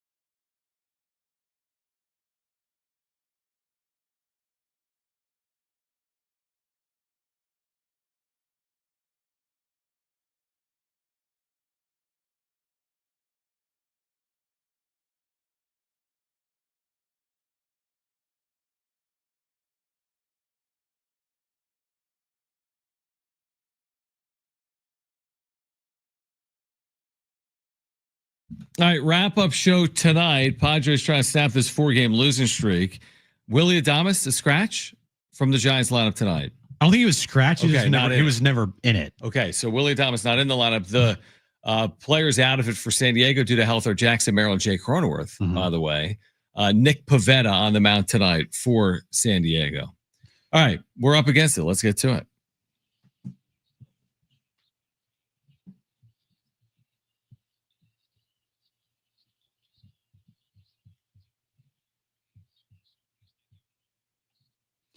A photo of Tiger Woods at the 2000 PGA Championship at Valhalla, taken 25 years ago. You'll remember the moment.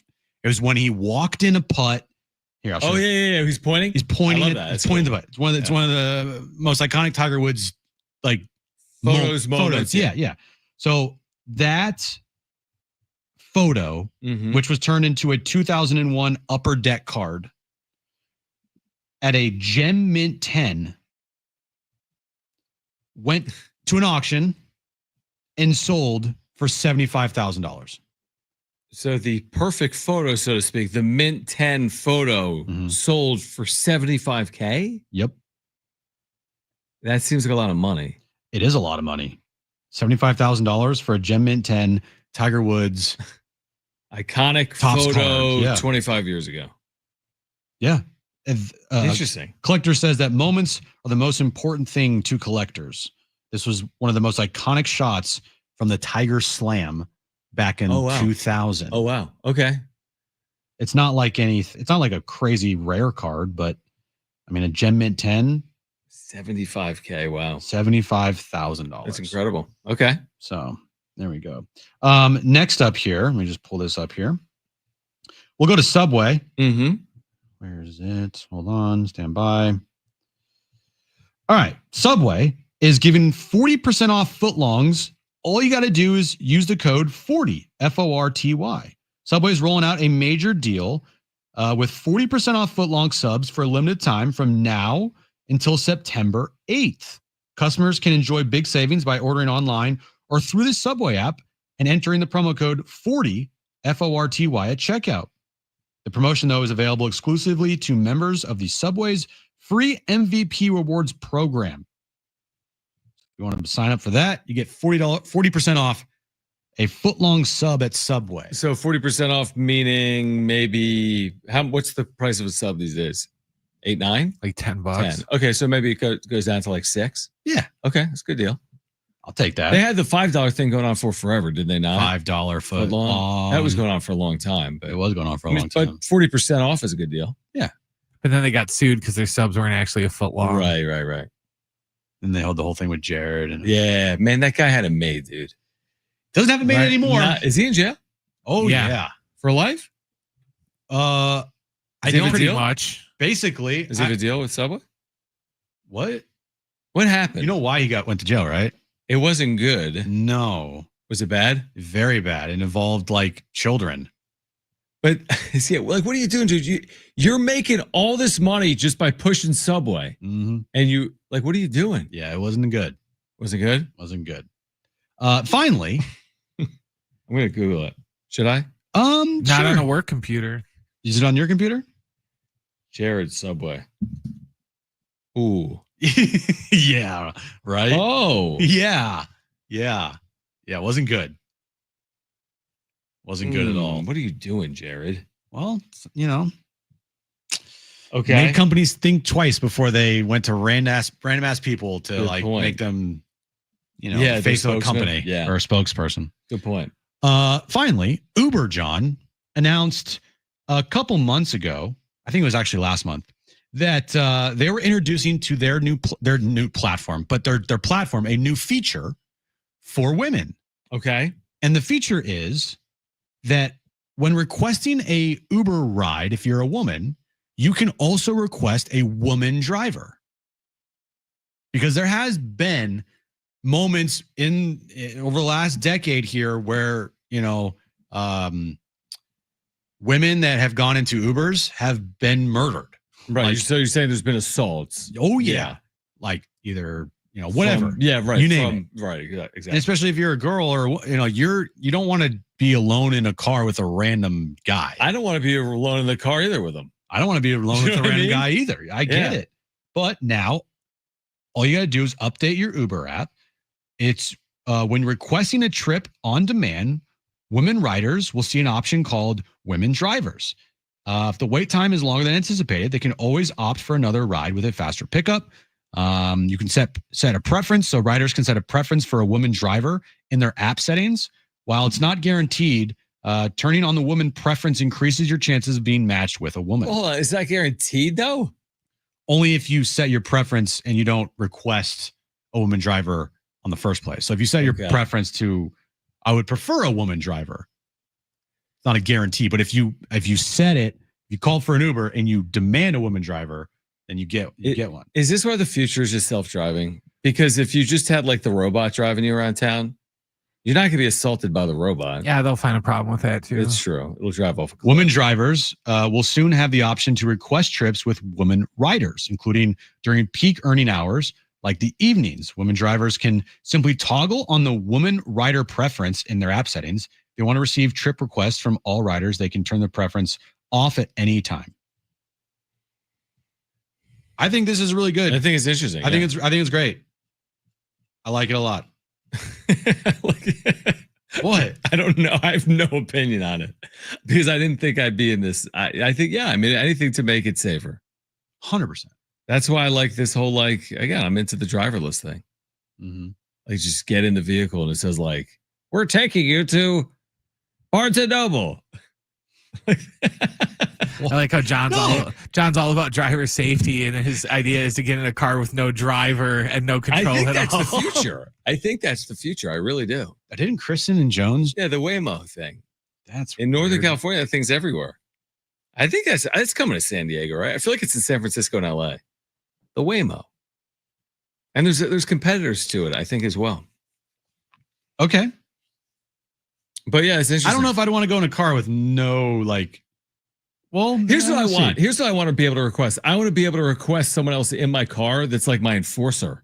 Like for another $9.99 to get a guy that's like jacked. Am I going to pay $9.99 for that? I want an enforcer in case mess something with goes him, down. mess with me. That's what I'm saying. I want $10 option for the enforcer. Okay. All right. Wrap up show tonight. Join us. You wouldn't need a woman driver if they could just hire a bodyguard, though. I need a bodyguard. All right. After tonight, Padres and Giants, go to YouTube. We'll have a wrap-up show for you. If you missed anything today, sportssd.com, iHeartRadio app, iTunes, TuneIn Radio, or Spotify. Leave a review. Back tomorrow at 2 p.m. Kevin Acee on the show tomorrow. For Brent and Jim, I'm John. Keep it here. This is San Diego Sports 760. Okay. Bye-bye.